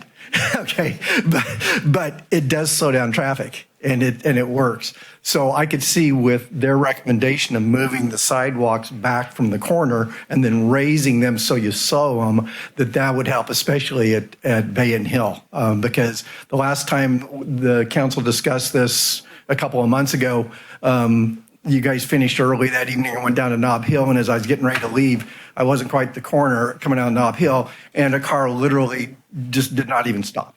They literally just drove right through the intersection. So I guess as far as the short term, you guys are getting some input, but I like the approach that the city and the recommendation that's taken. I think with the raised sidewalks or crosswalks, I think it would be a real benefit to that design. Thank you. Welcome. Hi, I just want to say that I would love for the current temporary measures to stay in place as long as possible. I realize that some drivers might not appreciate them, but I feel a lot safer as a pedestrian and as a bicyclist going through that intersection the way it's set up currently, and it will probably be quite a while before there's a roundabout. So I would really love it if we could continue to have those traffic calming measures in place, and I feel like eventually drivers will stop complaining and realize they should just leave a minute or two earlier or accept that they'll be a minute or two later than before. So that's all. Thanks. Thank you. Welcome. Knowing that this roundabout is going to take a few years to get put into place, and hearing the budget constraints that you guys have voiced about other things, I would hate for you guys to spend more money either pulling out what's there now or adding to it when you could use that money for traffic studies or pushing along the next roundabouts. I would also like to request that you absolutely check in with the residents at the senior apartments to get their input on how the current build feels and also the new improvements you're speaking about. And I just wanted to make a quick note about the current configuration. I calculated the crosswalk dimensions, and the current configuration reduces pedestrian exposure to vehicle traffic by nearly 40 feet in total, which is huge. What you have there now is so dramatically better in length to cross the street, especially for our seniors who are vulnerable and can't make it across very quickly. So I urge you to consider keeping those crosswalks in place until the roundabout is ready to go. Thanks. Thank you. Welcome. Evening, council members. Just a point of order. The roundabout item on the agenda was heard, the public hearing was opened, it was closed and voted on. It's improper for the council to be discussing the roundabout again now that people have left that were interested in it. That agenda item was put to bed, and it should not be discussed beyond that. So at the 11/21 meeting last year, the council member passed the following motion: to remove the current quick build project configuration in March and install option 1 with modifications to extend the striping for a continuous bike lane, examine costs of raised crosswalks, and work with Kimley Horn to move the stop line back and determine if bollards can be kept at every corner of the intersection. Then there was an amendment offered to the motion. It didn't rescind the primary motion, it just added to it. And that was basically to do a continuous data collection and compare the configurations once that data is collected. Okay? So now the staff is requesting the council to react to 3 suggestions or provide direction on 3 options they provided. But it was already decided on the 21st that the quick builder would be removed, and that motion was approved. The amendment to the motion did not rescind that action the council take to remove the quick build. And so I'm a little confused because now the staff is asking you to react to 3 actions or suggestions, but that was already decided on 11/21. So I just like to know what it is. Is staff asking you to rescind your action on the 21st because that's not on the agenda? Are they looking for further direction from the council that you've already given? Or are they asking you to take an action that require you to rescind your action on 11/21? So I'm a little confused. And, you've taken an action and now you're pretending like it didn't happen. So with some clarification, please. Thank you. Welcome. Sandy Ferretto again. Well, what I'd like to say is I like it the way it is right now, and I hope that you leave it like that at the Bay Hill without all those different lanes to try to dodge. So I like it the way it is. Thank you. Thank you. Welcome. I spent 30 years working out of an office at the Crossroads, looking down on that intersection at Hill and Bay, and I've lots of memories of the sound of cars hitting people and then flopping on the street and stuff. So it's close to me. But in the last 10 years, have an office on the other side of the freeway, and I walk from Porter Street up to here. I want to say the most important thing that's happened to help pedestrians reduce their level of fear has been when the crosswalks at the freeway there, where the pedestrian walk light goes on 10 seconds before the green light for the traffic. It's amazing how safer it feels there. So I just wanted to applaud whoever did that, and I hope everybody appreciates it. Thank you. Welcome. Good evening. If it's necessary for you to rescind the decision that was made last year, because some of you are new and have an opportunity to speak to this, I think that's perfectly fine, because there's clearly a lot of people who want to support the way it is now or with slight modifications. And I'm one of them. I drive through there. I bike there a lot. And it is a much improved situation. Basically, people don't like change. And it takes a really long time for people to get used to it. And if you talk about delays and congestion, let's talk about Cliff Avenue coming down into the village any time of the week, not just during school hours. Talk about Monterey coming down into the village. Even the backup on Bay Avenue before you get to Capitola Avenue coming from the school. There's been congestion everywhere. Can we do anything about it? No. For the most part, we can't until people don't complain about it. But because this is new, people complain about it. And I think they just need to get used to it because it is clearly safer. Yes, it needs more lighting. Absolutely. At night, it's still a danger zone for a pedestrian. It really, really needs more lighting. And I think the delay from the raised sidewalks at this point with this configuration would aggravate people a little bit more. So I personally think that's a good thing maybe for the roundabout if that ever happens. But I think the quick build, and again, we just put it in. Tearing it out with the ramp closed, with the bridge closed, that was just a premature decision that was made in November. I thought it was crazy then. I still think it was a crazy decision. You should at least wait until those other factors are cleared up and see how it goes, because I think that's going to make a huge, huge difference. And that's it. Thank you.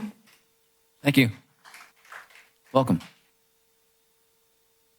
Hi, this is Doug Lagan with from Red Tree Partners, owner of Nob Hill. The center, not the grocery chain, unfortunately.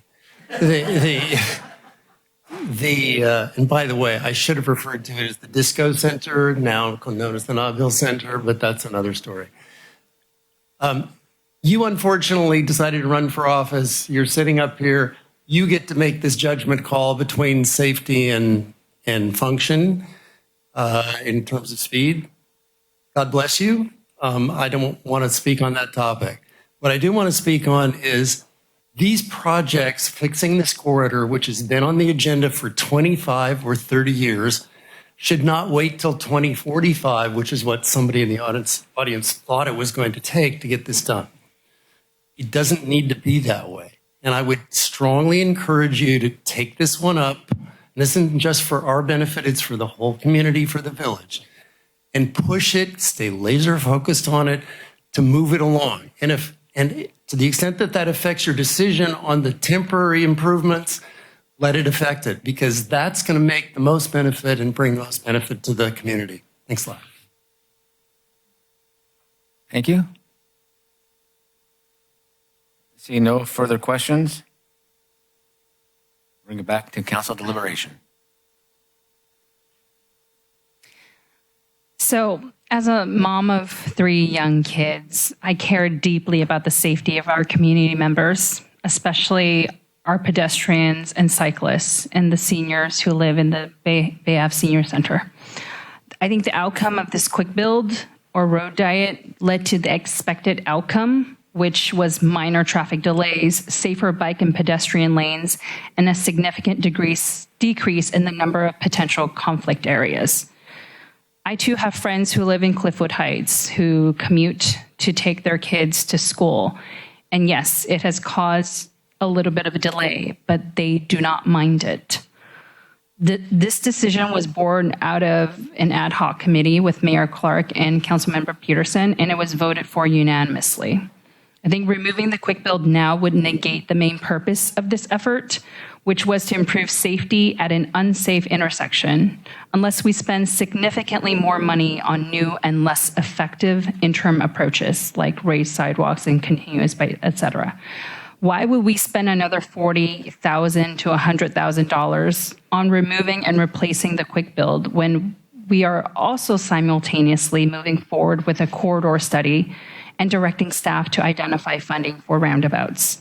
I think it's not a smart use of our limited monetary resources. I understand that the increased traffic is an inconvenience for people right now, especially with the closure of Bay Avenue on-ramp and the Capitola Avenue overpass gone, but resident safety is our priority here. And we have identified a long-term solution that will improve the safety and reduce delays. I also want to ensure that our community knows that the highway on-ramp will be open the week of March 10th, so that's coming up really soon. And the Capitola Ave Bridge will be open fall of this year, so 2025. So please bear with us. I vote to keep the quick build as is. I will direct this to our attorney. If something needs to be rescinded, I'm fine with doing that. I would like, oh, sorry. No, what is your answer? I cut you off. That was my answer. You didn't cut me off. Oh, okay. My answer is no, nothing needs to be rescinded. Okay, got you. So yeah, I think, you know, I walk this intersection every day, drive it every day. I do, as a pedestrian, feel safer. I understand the frustrations that have been coming out from drivers, but I think it honestly sheds light on a bigger problem that we need to slow down and we need to pay attention to what's going on around us. This decision to put in this quick build was not just to answer the call to one tragic fatality, which I will forever be very, very sorry for. But this is based off of studies that we've been doing and accidents that have happened time and time again. And this is our response. You spoke and we have answered. And so that's why I feel very comfortable staying behind this. And I look to my fellow council members to see how they feel. I'm just wondering if we do need to add additional bike lanes to the configuration that's already there, or if we're comfortable maintaining what's there until these other traffic issues are solved as far as the Capitola Bridge and things like that. So I'm interested to see if you guys think any other additional things with minimal cost should be looked into.